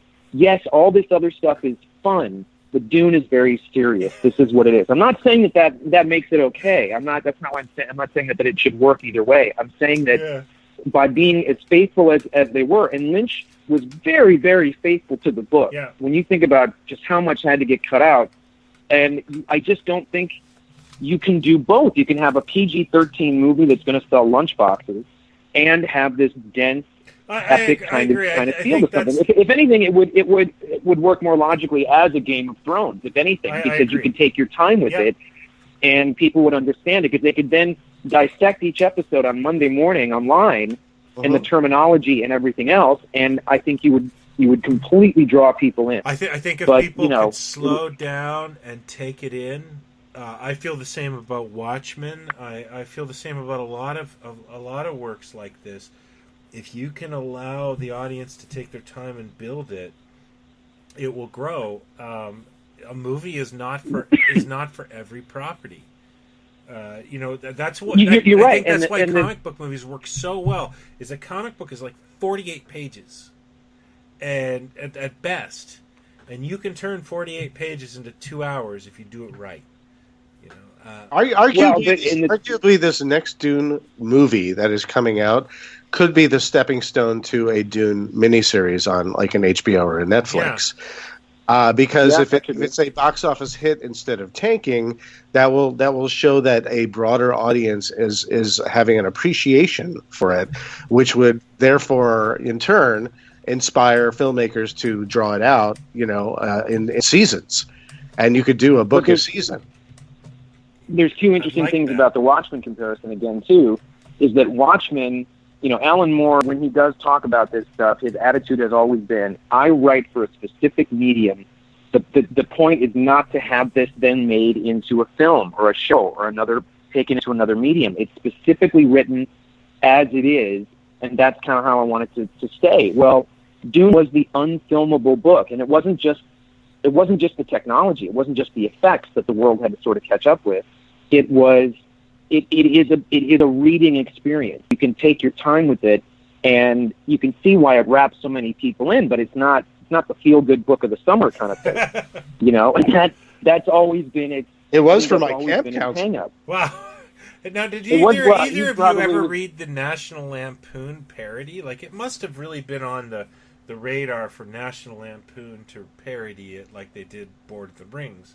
Well, it was a big college book. And the college, what's the college intellectual? What's the through line there? Hmm? Well, and drugs. Oh, drugs, right? Of course. I think the Marvel comics, Lord of the Rings, and Dune were heady books for the time, and you could see college kids getting turned on, but they were also turned on by the drug element, especially in Dune.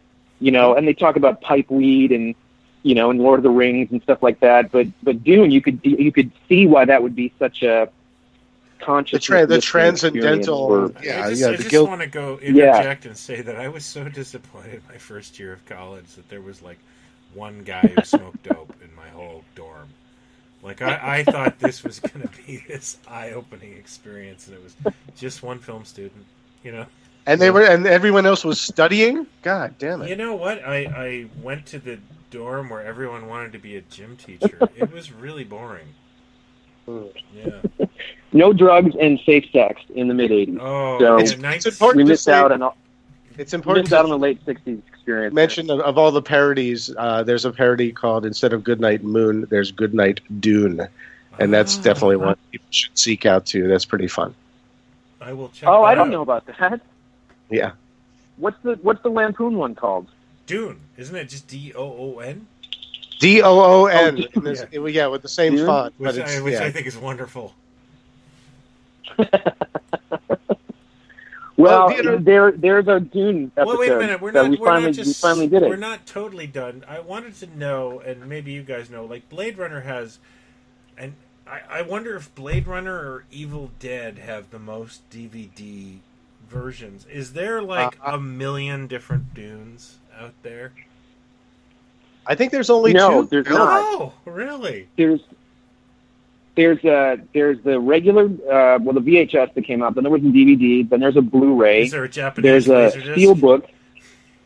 But there's a Japanese DVD set that I have that comes with two small prints that are characters drawn in like a manga style. And on that disc, they also have the television cut. Oh, okay. And the television cut, I think the television cut was also released in the UK in Region 2 with all that extra stuff sort of added in. But really bad presentation, like it's a really fuzzy sort of copy. I remember watching the TV version because like a lot of films, I often think it's not you, it's me. And, unfortunately, sometimes that's a toxic relationship like Saturn 3. Where this is going to be good this time. It's never going to be good. Brian, one day Saturn 3 will satisfy us. It will happen. Is that dementia? See, but that's the part. Yes. Okay, that's the part I don't get about Hyler not enjoying Dune or not. I know you don't think it's terrible. It doesn't make any sense in the wheelhouse of stuff that you dig, and you would stop and go, wait a minute, this is on for the next 90 minutes? I'm going to stay and watch Saturn 3 again. I don't know why Dune would turn you off the way that it did. It doesn't, if anything, it's got the weirdness in it or the stuff that doesn't quite work that you find attractive. Honestly, that's why I opened with the whole thing of the bitterness of this, my grade school relationship crashing. And then and I didn't want to talk about this. You gotta let that go. But I am working on that. I'm doing my affirmations. But the other thing is that I'm working on is I was starting to really think about this. I meditate on this whole situation. Is when I was Dune age. I was able to hop a train and go into the city. My folks said, "Oh, that's fine," and I would go out and look for sci-fi memorabilia and that sort of thing. And I just remember, like every store along Queen Street, which was at the time the Greenwich Village of Toronto, it was like proliferated with Dune merchandise. There was all these just like sad Dune faces, no matter where I went in stores, because I think everybody thought, magazines and coloring books and all that stuff. And it just kind of has this sort of malaise over me almost. And there was a lot of crap at that time. I think we need to sort of separate the movie from from all these personal experiences. This has been very cathartic. You need to watch it again. Yeah. Yes, I'm glad. The other movies at the time were like Supergirl and Godzilla 1984, which actually a movie I kind of like. But I'll need to. Here we go. I'll need to rewatch it. I don't hate it, but it's another one of those kind of like films that I just don't understand passion for it. I guess not like Battlefield Earth, which of course is perfect. And I think with Dune, at least where from my standpoint is, I feel the need to defend it because it is, as Jason has said multiple times, it is an unfilmable book. Yeah. And people really maligned it. It didn't do well. It cost $40 million. It made about $30 million. It did not do very well. It's for years been known as sort of a punchline. Yeah. And it really, there's so much that is great about that film, despite its flaws. And I have empathy for fans of it because of that. It's not a piece of garbage. It's misunderstood, I think. And I don't think it's a mass market film. I wouldn't have spent $40 million on it. You know what I mean? Like I don't know if it would have been a commercial success ever. But that's not a failure of a movie. Again, like a lot of stuff we can point to, and I can even think of something similar happening right now that sort of got me in a bit of a tizzy. Sometimes the world isn't ready for it at the time, or these movies don't find an audience when they hit. Buckaroo Banzai, Blade Runner, The Thing, Dune, and now I would add Solo to that list. Solo to me is the best Star Wars movie since The Empire Strikes Back, hands down. And I saw it 4 times. See it. No, but I'm saying that suddenly you've got this notion that if something doesn't make $150 million in its first 6 or 7 days or something, that it's a disaster. Dune did well around the world. In America, it didn't do so great, but the reviews were brutal. Same thing with Blade Runner.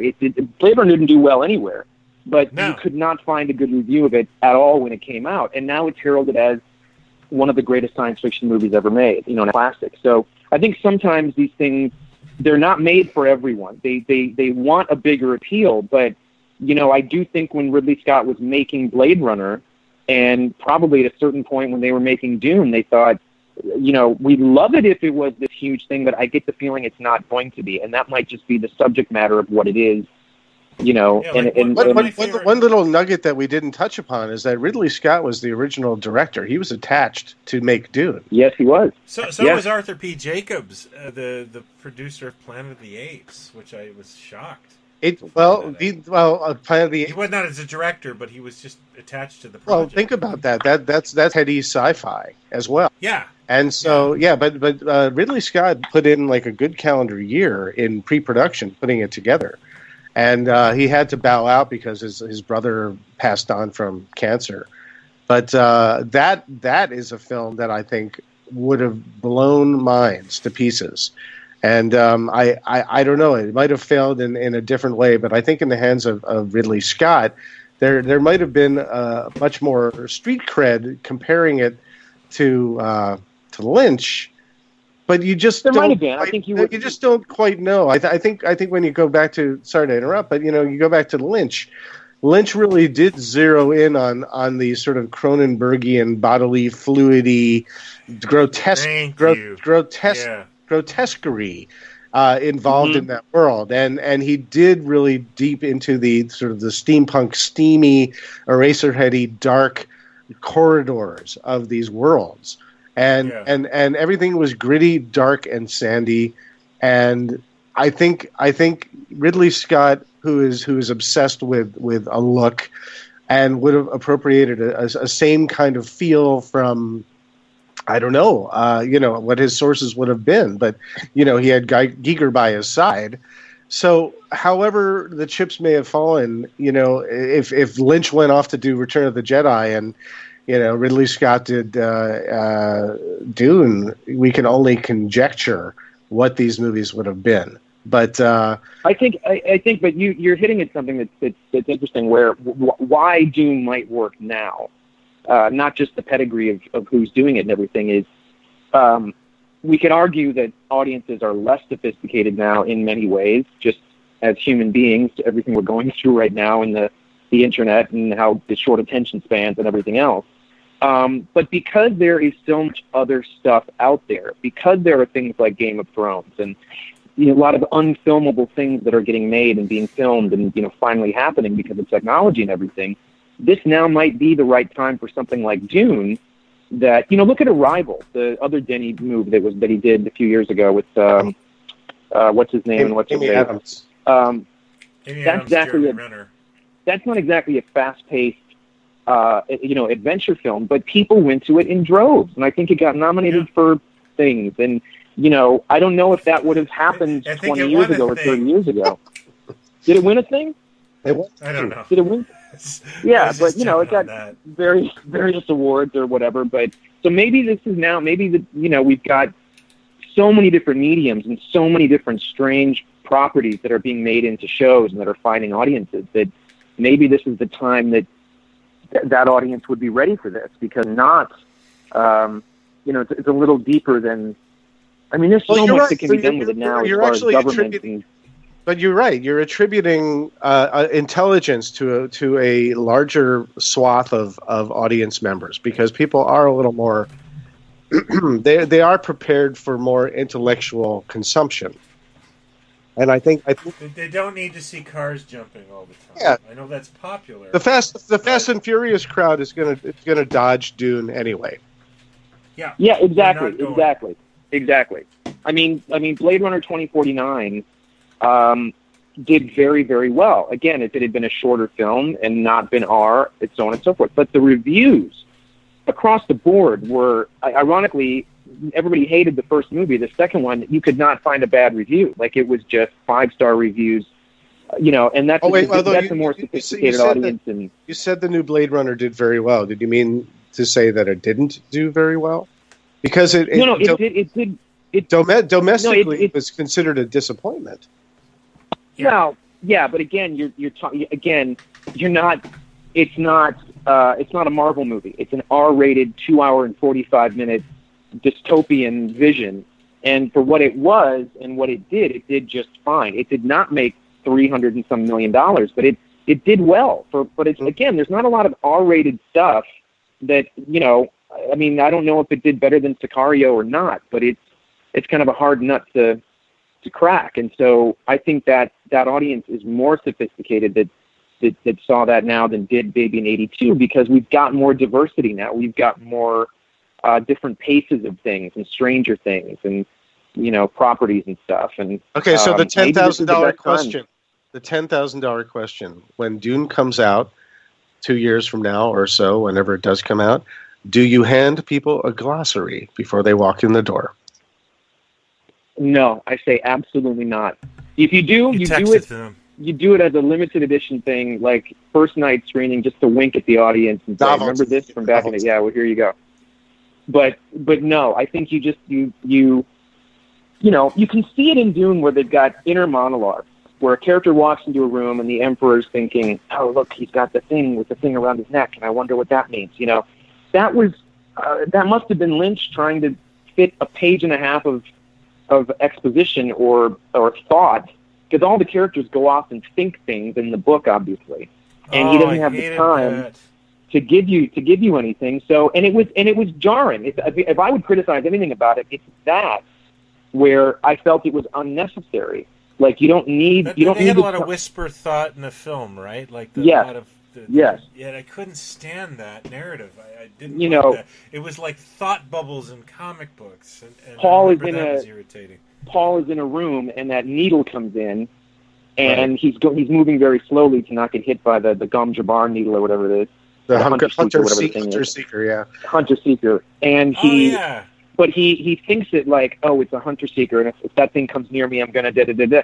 We don't need that. We don't need to. We just know that he's in danger. He's going to move slowly. He can grab it. When he grabs it, and then say to the other character in the room and say, "That thing would have, killed me if I didn't, or something." It just could have been sort of given to us differently. You're 100% correct. But that's indicative of the Universal brass being extremely nervous. They're basically I think they laid it on very thick because they're just like, people are not going to get this because we don't get this because we're not readers and we didn't read the book. So I think that they were probably nervous too, and maybe wrongly, but because it was such a beloved book and it was so popular, they wanted to get it right for the people that were coming to see this thing that loved the book so much. They were trying to be faithful to those people as well. And the problem there, like we talk about with toy licenses or whatever, you can't just get 200 people online loving a thing and thinking, okay, well, I'll go get that license and make it. You need a lot more people to be digging it. And just because this thing is a popular show or whatever, it doesn't mean that audience is necessarily going to want to buy action figures or bobbleheads of those characters. Exactly. And not everything is a lunchbox. The irony of those toys is that I really enjoyed the movie and I wanted to see it again after I saw it the first time. And the vehicles were extremely unique. I gave them credit, even though as I was watching them, I thought they weren't that spectacular. At the time, as it was unraveling before my eyes, I thought, well, I give these guys credit for unique designs and shapes, but they did not lend themselves to toys that you would want to take home and play with. And I remember looking at the Spice Scout, and they looked like bugs. Yeah. And I thought to myself, I am just not interested in any of this stuff. And the one action figure I made, all the figures are bigger than the 3 3/4 ones that I'd want them to stare at. They didn't try to ingrain themselves into anything. But, they were too big to hang out in the cantina, Take us as our own here. But they had Battlematic action. Do I need to mention that? They had Battlematic action, which was hours and hours of play value. Yeah, Brian's got a lever on his back. If you push it down hard enough, I will just punch myself in the face repeatedly. I see, and oddly enough, I saw the stuff and went, "Oh, this is different." Even though it was in that pocket of time where, I sort of was moving away from toys, in freshman year of high school, or junior high, whatever it was. I saw the guns when I finally saw those in that catalog and went, "Oh my God, I've never seen anything remotely like this. Like, what the heck is this?" And I had to get everything. I got all that stuff. I still picture the salesman, like, Harkonnen is the Vader, and the kids will be yelling Mao Deeb on the schoolyard. Painting their nails black, just like him. letting their acne go. You know, the Conan. first time I said Gum Jabbar, I got punched in the face, and that was the last I said anything from Dune. Oh, wow. I'm kidding. I will end on this. The guy that I hung out with that took me to Dune, I think the name I called him after that was Useless. After Usul. Because I just was so pissed off that he didn't think I'd follow this movie. You know, recently a friend of mine lent me Inception and went, yeah, you're going to have to watch that at least 3 times to figure it out. And I watched it once and went, oh my God, what does he think of me? Or is he just, it brought on more thoughts than I should have with the film and kind of put a stink on the film because that's the psychology is you think you're better than Dune, and as a present day adult you really don't, but that's ingrained. You're just like, I am better than this film, and it is beneath me because my friend didn't think I could figure it out. So you know what? Well, to be fair, I've said that to people. I can't think of a title off the top of my head, but I have said to people, you got to take your time with this one. Like, just pay attention because there's a lot of stuff in there you got to sort of pay attention to. That's for sure. But that doesn't mean that I think they're dumb. It's just that you just got to sort of pay attention to stuff. That's all. But I'm just glad we finally did a Dune episode. That's all I care about. That it's out of us. We can now. finally put this to rest. I think Brian has his homework. He's going to watch the movie again in the next 6 months or a year, maybe, with an open mind. Forget about the stuff going on with his friend way back then. David's going to get me and him passes to come visit the set of what Denis is doing when they start shooting with all his Hollywood connections. And I'll read the audiobook when it comes out. I'll get that gig, something. Sounds good. We'll all to be me. doing our part. Sounds good to me. To help We're Dune. all gonna get our spice on. Yeah. David, do you want to say anything about? Because I know you're a big Star Wars fan, as both of Brian and I are. What I mean is, 77 Star Wars means a lot. I think to all three of us. Do you want to talk about any sort of similarities? Like when you saw Dune, did you think of Star Wars, or did you see any similarities with what the story was? No, similarities to the actual Star Wars storylines, or just like the movies in general? Just the Messiah thing and the desert, the people that live in the desert, and anything that you thought was putting myself in that in the mindset of who I was in 1984 after seeing 3 Star Wars movies. I just enjoyed the genre at that point. I just enjoyed sci-fi and fantasy.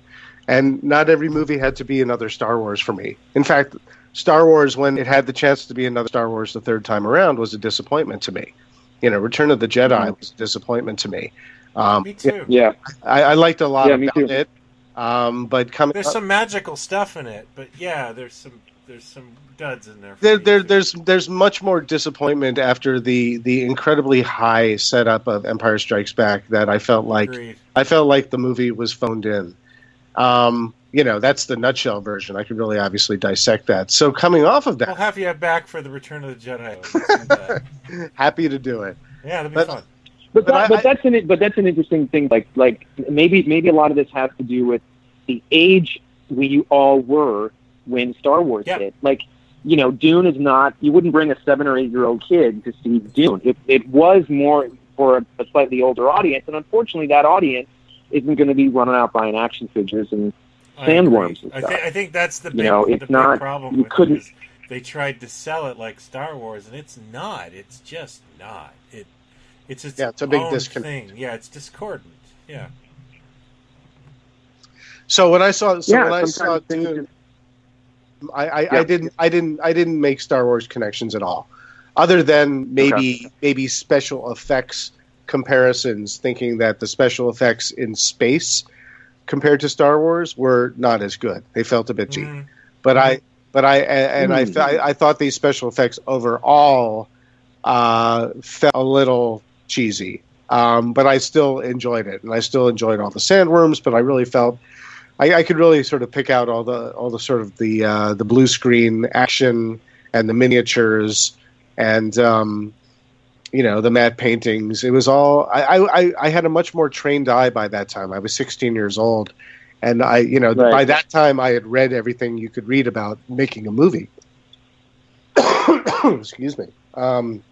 So the experience. Do you remember? Because they talked about it a lot in like Starlog and Cinefantastique and things like that. There's also an issue of Cinefantastique, which very much like the Intergalactic Trading Company catalog I mentioned, with all stuff coming out for all the movies in '84. Gremlins and Indiana Jones and the Temple of Doom and all that stuff. There was a Cinefantastique issue that was all about what's coming out in '84. It hit like in the summertime, and then it ended. That issue ended with everything was in there: Star Trek 3 and Indiana Jones and Gremlins and all that stuff that hit that summer. And I think that was the issue that I saw a lot of pre-production stuff and set shots from Dune in that. You must have gotten that stuff back then too. Oh yeah. I mean, I was very interested. When I would at that stage in my life, and even today, I watch a movie with sort of two brains. There's I want to be entertained and I'm eating my popcorn and does it make sense and am I thrilled and intrigued? But there's a compartment in my brain that's dissecting how a film is made. Is this a streamlined story? Is it how did they do this effect? Sometimes I'm completely taken out of a film from a fancy yet simple shot. That's a moment in the movie, and the movie keeps on going, and I'm stopped dead in my tracks because I just and it shitty could be editing does that for me. Well, no, it could be as simple as a straight on shot to a mirror, and I say to myself that can't be because there's no reflection of the crew. How are they doing this? And so that only means that you're a geek. That's basically what that means. Yeah. If you get distracted by such things, then you're just like us. There's nothing wrong with you. Yeah. But yeah, it was I think I only saw it once, but I know when it came out on video, I rented it right away, and then started to appreciate it more as the years sort of went on. Also, not a bad score. I did find the CD about 5-6 months ago. I don't think I'd ever owned it. Toto does the score. I know how that sounds, but we haven't talked about that. We haven't talked about the score. Is it Jeff Porcaro? Is the guy from Toto? He does a lot of soundtracks and a ton of TV stuff like Justified. I think he did all the music for Justified, and I think Toto still do stuff, but I was never into them. But again, a very interesting thing where they went to a pop band or rock band to do the score, and then Brian Eno has a theme, the Prophecy theme. It was written by Brian Eno, which is a pretty cool pedigree. I really enjoyed the soundtrack. A lot of it is good. I really enjoyed it. I found it to be very epic. There are some sort of, totally 80s moments where you kind of have the power guitars going when they're riding the sandworm, and that to me is enjoyable and fun. But at the time, I remember that was one of the things that detracted from my anticipation of the movie. I was like, Toto? What? No, you can't be Toto. Right. I guess if John Williams isn't available, you got to go to someone else. Is Jerry? That's funny because is Jerry Goldsmith available? You went to Toto instead. But I found it to be very entertaining. My brain, when I saw Toto, my brain went, oh, yeah, Flash Gordon. Maybe it'll be like that. Maybe that's what they're trying to do again, is have like a rock sort of score, which it definitely wasn't. It wasn't like Toto was no Queen. Toto was no Queen. No Queen. Not and I never even made that comparison until I ran into you, Jason. I never even thought about that. Oh. So you're the one who built that bridge. But the one thing of the soundtrack is I think it really is appropriate and really works for the film, for the entire movie. It's really got a heavy bombastic score and choral and so on and so forth. The only part that doesn't work is when the credits go up, and then it gets really kind of synthy. There's a jangly synthy bit in about midway through the soundtrack that very much you could like just point and go, oh, that's 1984 right there. Mm-hmm. It sounds so 1984. But the main theme, that main, like, that whole, you know, it's very epic. It's a very, very epic theme. I want to see the opening credits with you doing that music. Yeah, turn the sun down. You know, there's another. And yet sort of... know the score. You know the score. I think you like this movie more than you're willing to admit, frankly. I think you know it better and you like it more. Tangentially, I want to talk, because we're talking about the special effects as well. I didn't want to forget to mention that, you know, working with these miniatures, they were giant miniatures. And so they really did look spectacular. And there's this one shot where you see the largest sandworm making its appearance, and it's this brief moment, but it's this shot that's hard to articulate. But as you're watching it, it's basically the cinematographer does a kind of a wipe where you see the shimmering heat, and then you see this quick zoom in to get a bigger picture of what the massive size of the sandworm. And it's a moment, but it sells the miniature as being larger than life. And on the big screen, I remember it really brings you in, feeling like you actually are there on the desert of Arrakis. And, you know, you kind of have to watch the movie to understand what I'm talking about. But they used lots of tricks to really sort of sell this, where I think the budget, at the very least, was at least all on screen, and it was not wasted. You know what? Now that I think of it, because you just mentioned it, that's another element that wasn't Star Wars, that was going against this thing. They're all human characters. Some are weirder looking than others, and I think they're far weirder than they looked in Herbert's mind, probably what Lynch did and what they ended up with. But there's not like Cantina aliens. They tried to make the solder car warriors seem like stormtroopers with the helmet things they're wearing and the tubes and all that, but there really wasn't a lot of, you know, creaturey stuff. And the thing that was the big trump card that they had was the sandworm, because anybody that knew the book knew the worm, that sandworm was on the cover of every version of the book that ever came out. And that was their big sort of money shot. Hence, on the back of the packaging for the LJN toys, they have a shot of the sandworm, and then it's got a big one in front of it saying "Top Secret," because they didn't want to show what the worm was going to look like until them. So they get. But I remember this. And it's funny because it's funny. I found it recently on YouTube, David, and you'll appreciate this. I remember this when it aired. Entertainment Tonight did a set visit. They did a set visit, and they were taken to the set where the big cave that all the Fremen are in, and they're going to talk about the spice and the herb life and all this stuff. And this piece that they did, the reporter was on the set, and they were showing them what a baby sandworm looked like in the movie. And they had this prop of this baby sandworm. Uh-huh. And I remember the reporter was like, "Oh, there it is," and they looked at the camera and like, but the big sandworm's going to be the size of a train or whatever.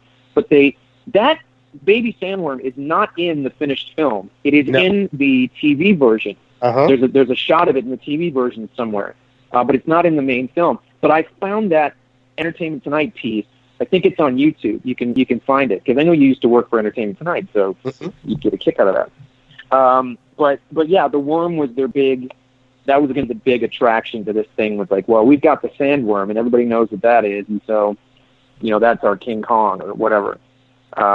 Which obviously it wasn't, but yeah, another De Laurentiis production. Wow, yeah, we all have this affection for stuff. I think we all have affection for stuff that didn't really find an audience when it came out, or not a big enough audience. It's not wrong to love it. There's no wrong in this. No, yeah. Exactly. Unlike Saturn 3, and unlike Mega.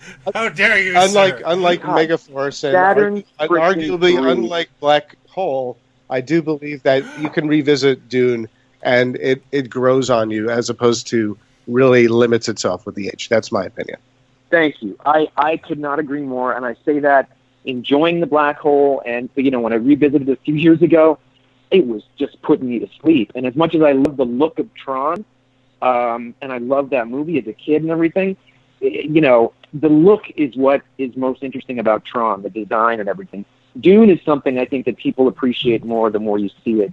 And it, you know, again, like Flash Gordon, I go, it's the only one we've got, the only movie we've got, and I'm going to enjoy it and you know, love it as much as I can, because, you know, I don't think we're gonna get something quite as unique. I think we'll get something really good, but I'm not sure it'll be as unique as what Lynch did. Yeah, you know. And we all just, when I look at Saturn 3, I always just go, what was the point of this? You know, what was the plan here? That I think is the well, they tried to make Alien out of a Kirk Douglas movie, and they had Harvey Keitel dubbed in Harvey Keitel's voice. Huh? Harvey Keitel with Roy Deutsch's voice. So when I was a kid, my brother Gino, who was kind of the back of the bus brother, the middle brother, you know, he was going out a lot and smoking, you know, and doing other stuff. But every now and then he'd come home with like a weird promo thing from a movie scene. He's like, yeah, I saw this. I went to this the other night. They gave this. And he had like a frisbee that was the Yor Hunter of the future. Nice. It was like a promo. I give you $9 so he was for that. Somehow, he was somehow getting out to these screenings or something in St. Paul, Minnesota. Like, I don't know how he's going to be. And one night he had a Saturn 3 T-shirt. Cool. Because he went. And I think it was like an iron-on. I think it was like one of those glossy kind of iron-on things on the front. I wear that I don't know if it was the ironically. robot or what it was. What was the robot called again? Hector. Hector. Yeah. Yeah. A lot of affection for the Hector toy line. Yeah. Oh yeah. Saturn 3 playset toy line. I once out. watched that just to find out where Ed Bishop is in it, because I'm a huge UFO fan. And Ed Bishop has a voiceover line we know. in the movie. He's just as a voiceover at one point in the film, and it's like, wow, I'm glad I wasted my day doing this.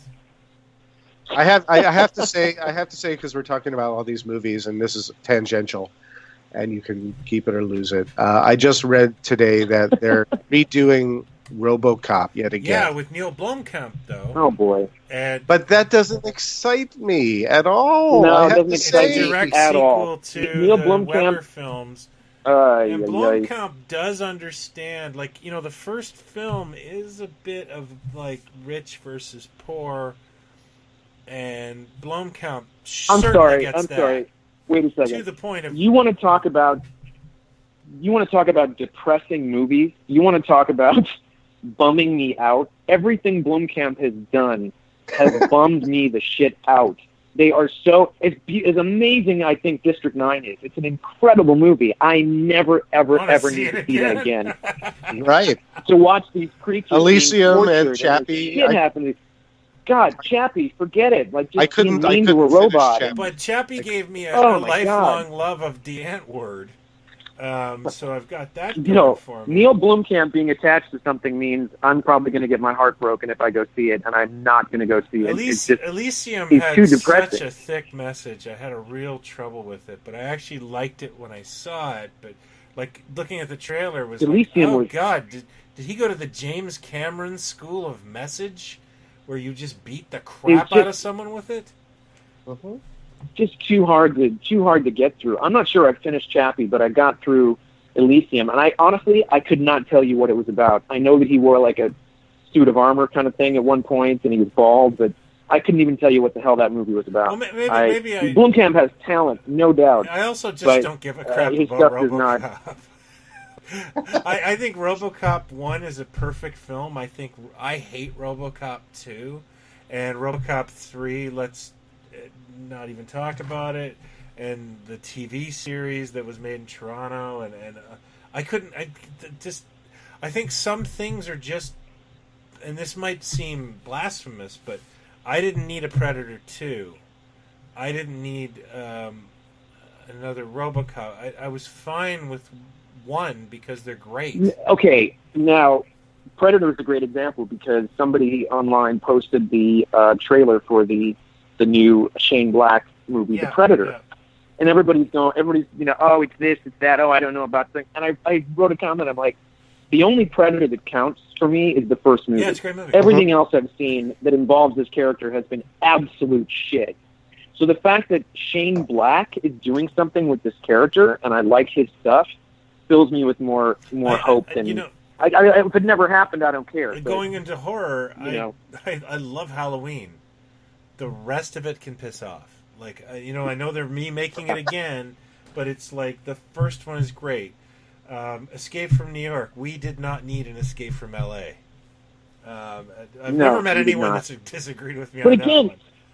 No, that's a tremendous disappointment. Although I wanted to say real quick, I actually do have an affection for Predators. I thought that was pretty.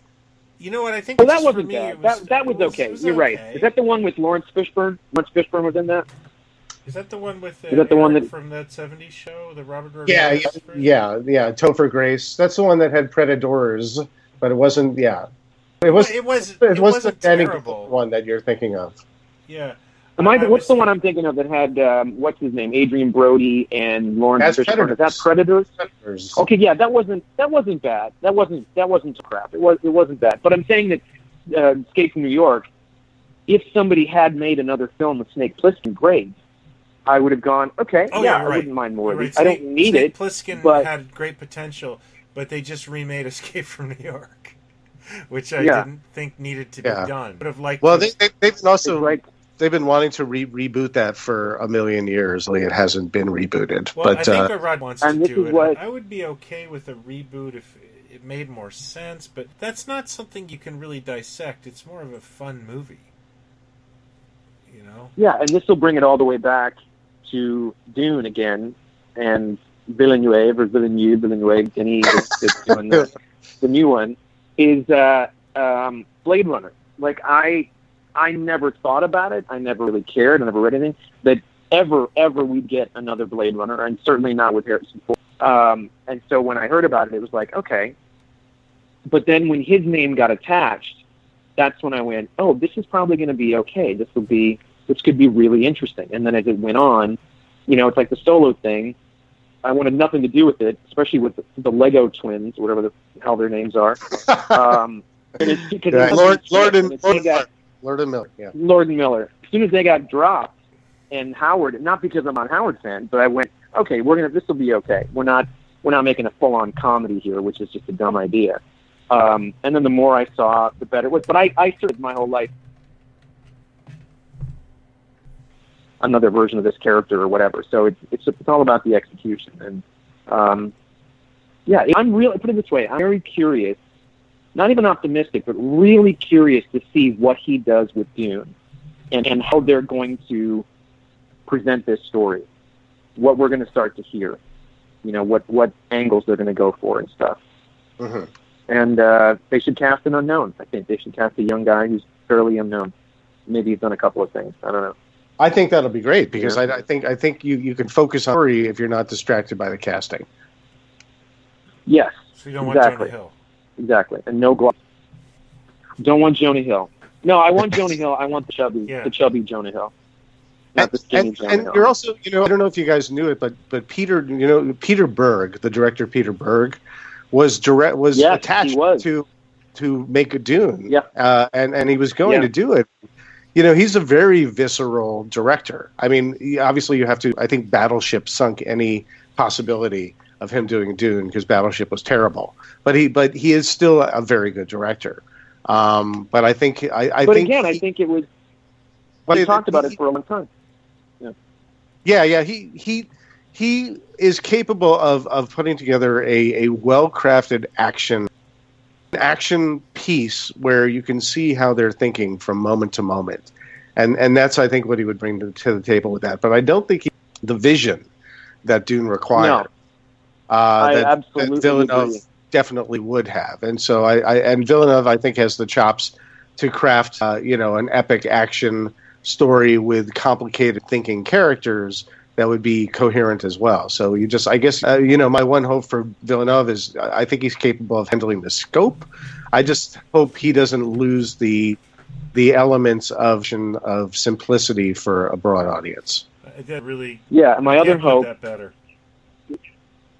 And my other hope is that he gets Roger Deakins again to do Dune because the work they've done together, and Denis is like 5 for 5 with everything he's done that I think is fantastic. Don't jinx him. But yeah, don't jinx him. Knock on wood. Yeah, but that's what it means.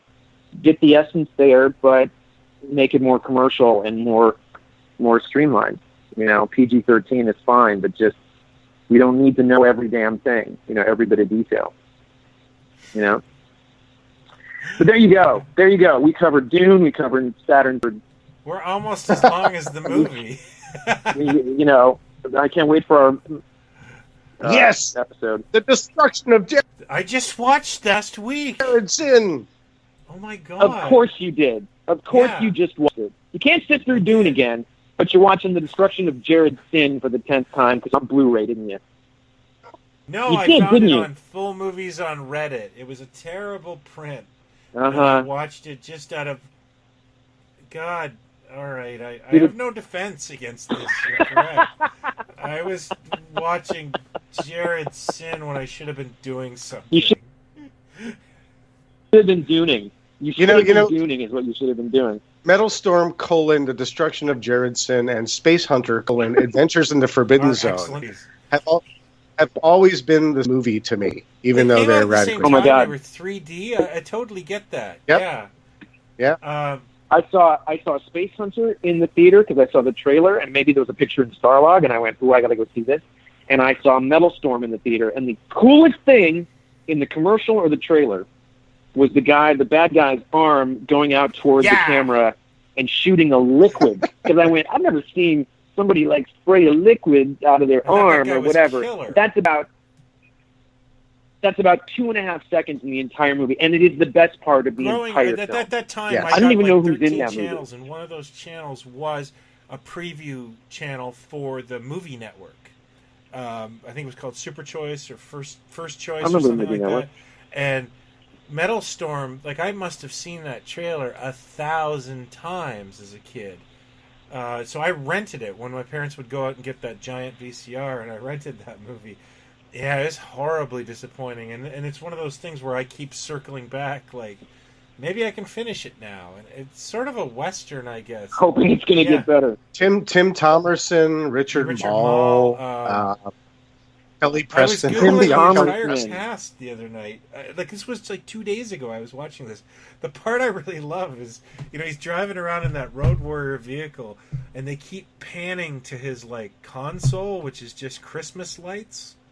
They just there is a 10-minute sequence of him driving where nothing happens, and they just keep da da da beep boop boop boop boop boop, like they just keep showing this boring screen of lights like at least 3 or 4 times. I find that fascinating, but some of the character designs are nice. Kind of like the Brown Bunny. The Brown Bunny. I fast forwarded to the end. I'm sorry. How did we get to the Brown Bunny? How did we go from PG-13 to the Brown Bunny? Long driving sequence where nothing happens, but they're driving. Yes, but we all know what happened in the Brown Bunny. Yes, but I know. It's a family show. Come on, Hunter has kids listening. More love for it for 2 reasons. 1, Michael Ironside, and 2, that's the movie I fell in love with Molly Ringwald with. Unfortunately, I can't watch it now with the same eyes because I'm not 14. Right. It's a little creepy. Yeah, she was a tomboy waif. Yeah, that was before her John Hughes fame. Yeah, I just kept walking out of movies. I remember watching that as a kid and just going, "I love this girl," and now I look at it and go, "Okay, Well, you were a kid too. Anymore. Yeah. I would just walk out of those movies. I'd walk into every one of them thinking, maybe this is going to be like Star Wars, like this is going to be another, or maybe The Road Warrior because I had seen that on VHS or whatever it was, and walking out of the theater every time going, what a ripoff! That was such a ripoff. That's what I love about the early 80s. It just made me appreciate Star Wars more. Coming out of stuff like that, I'd go, I'm just going to stick to my stuff. I want to like all this stuff, but I'm just going to go back. I'm going to watch Star Wars again. Well, you look back at that stuff now, and it is in its essence is totally 80s filmmaking. That because they're blatant, unabashed ripoffs of some of the best films that we got in the late 70s and early 80s. You can't quite make them the same way now. So you go back to like if you watch Ice Pirates or Patrick Swayze in Steel Dawn, or Yor Hunter from the Future. I own that on Blu-ray. There's a certain je ne sais quoi about those films, as bad as they are, that are kind of better now because you're reclaiming kind of these moments of your existence when you were a teen or a tween. Oh, okay, yeah, I'm just gonna stop the record here. Tyler, you've mentioned Saturn 3, you've mentioned Metal Storm, and now you've got Yor Hunter the Future on Blu-ray. I never want to hear another negative word from you about Dune as long as you live. I never want to hear you got nothing. You got nothing to stand on. I am sorry. Have you heard the theme of Yor? And you can tell me that isn't as good as Toto.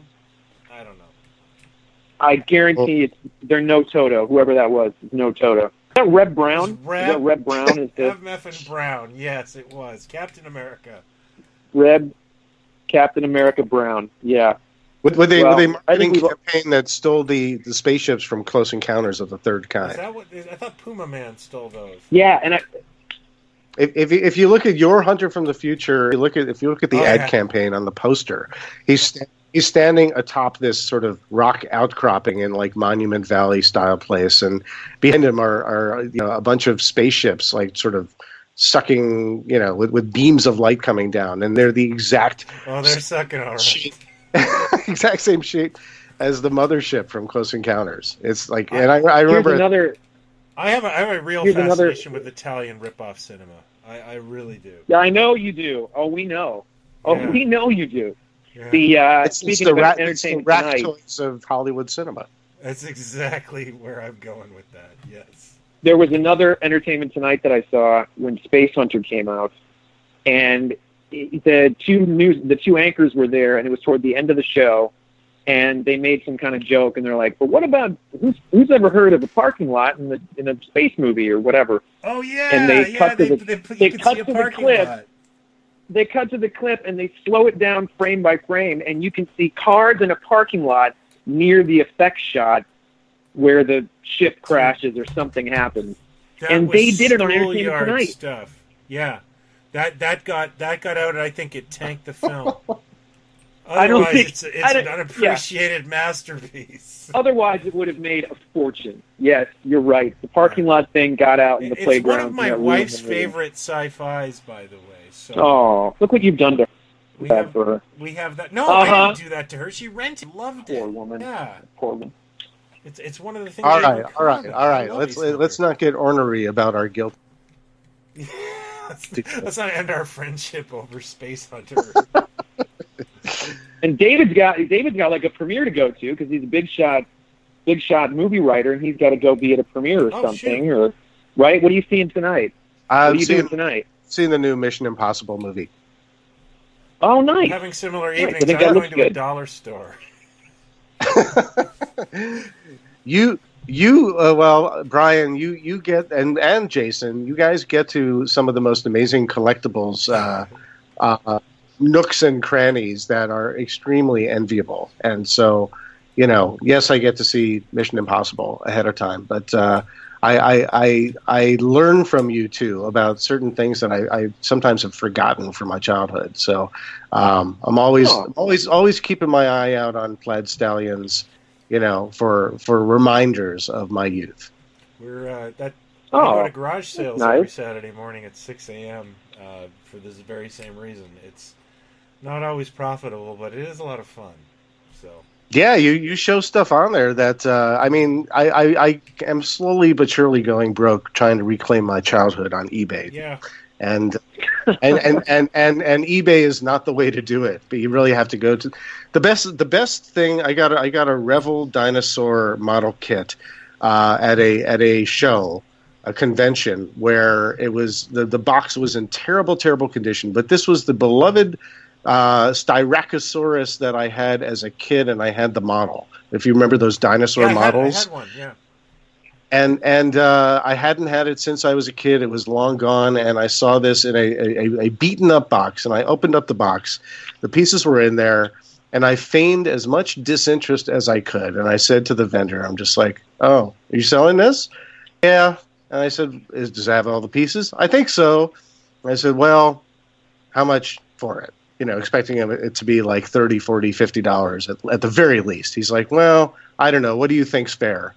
And I said, well, I'll give you $5 for it. He's like, "Give me $6 and you can have it." Wow. I said, okay.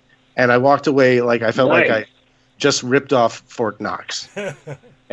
And those are the little victories in life where it might not mean anything to one person, but it could be an absolute treasure from your childhood. You know something? I did something like that. It was almost like a geocache. I had a yard sale a while back before I moved, and I had a Micronauts battle cruiser in the box, and it was all complete, but I don't know where I got it, and the box was a little beat up, and I put it for like $3 at the bottom of my table, like hoping somebody would their face would explode, and the sad thing was no bought it. Oh my God, if I saw a Micronauts box, yeah, are you kidding? I had people going crazy. I had advertised, I had collectibles, and absolutely no one bought this battle cruiser. And I remember just thinking, like, what the hell? I would be all over this. Well, all I could say is Jason has been very generous giving me Biff Bang Pow toys, and Brian, you sent me, and we said this in the past, but it warrants saying it again. Yard sale. You sent me black hole sheets that have been used many times over. I couldn't find a more fitting person to give those to. That was when I was moving, and I was like, why do I own these? And it's like, I know someone that would like these. They are not hidden away. They are getting active use, and I'm very happy. Really glad to hear it. That's awesome. I'm just glad they were washed before he sent them to you. So. Yeah, I hope they smelled kind of Canadian. Let's clarify that. All right. Well, thank you guys for listening. Thank you guys for doing this today, and David, thank you for making some time for us. We appreciate it. And thank you so much. There is the long-awaited Dune episode. I hope it was everything people hoped it would be. It was good that we did this. Yeah, I'd love to throw in a plug real quick. Just I have a site called itcamefromblog.com, and all the socials are at itcamefromblog. And if you like the stuff I did at Famous Monsters and the sci-fi, fantasy, horror, all this nostalgic retro stuff and collectibles, I cover a lot of that as well. And I also should mention, since we did a whole Dune episode for Famous Monsters, I wrote a bunch of articles in Famous Monsters number 280, where I wrote about the movies. I wrote about Frank Herbert. I interviewed Brian Herbert, the son, and did a piece on, everything from Jodorowsky's Dune to Lynch's Dune to the book to the really cool Folio Society book. And so if you're interested in that kind of stuff, and especially, Brian Herbert's take on all of that stuff these days, I think it's interesting to sort of look for. I forgot to mention, you gave me my dream gig of actually being able to write for Famous Monsters. Both of you have been in Famous Monsters, I have to say. Yeah, that's true. And that's right. That was such a wish fulfillment thing that I never actually submitted an invoice and got paid. What? Are you serious? I just forgot all about it. Are you serious? I was just so excited. I didn't care. It was like, hey, I'm in Famous Monsters. That is a thing. And yeah, it did to me. Even though Philip actually asked me to submit an invoice, I just forgot all about it. Oh my gosh, I thought that was squared away. It's totally the buck stopped here in a reverse manner. I just forgot all about it. But I never submitted an invoice, and Well, I featured Pod Stallions as the podcast of the that was the last issue, the final issue. Yeah, that was a great issue for me. I think that was the final issue. Yeah. So it was a well-earned spot. while we're just throwing stuff out there, plugging, I'm going to be, or the plan is for me to be down at San Diego Comic-Con next week, like Wednesday through Saturday or Sunday. Anybody listening, if you happen to be in the area or going to Comic-Con, please find me. I'll be at the Entertainment Earth booth, number 2343. Just look for me and we can say hi, but that's just in case anybody's listening that's going to be there. Great. And that's it. So, yeah. I won't be there. Yeah. I'd like to be there, no, but I won't be there. But he'll be there in spirit. I will be. And no, just in spirit. That's it. Wow. All right, good stuff. Thank you, guys. That was a good one. To a fantastic. I'm waiting for the big wrap up. But yeah, it's always a pleasure to chat with you guys. There's no time. It's been a trip. And I really appreciate being invited to this one especially. And feel free to invite me in for movies that were a success rather than a failure. Yeah. But I'm happy to talk about anything pop culture related. We'll have you for Battlefield Earth and no Matrix sequels. No. All right. Well, all right. Good everybody. Stuff, this guys. has been a trip. I'm glad we did this. Thanks to David. Yeah, and take good care. call. The spice must flow.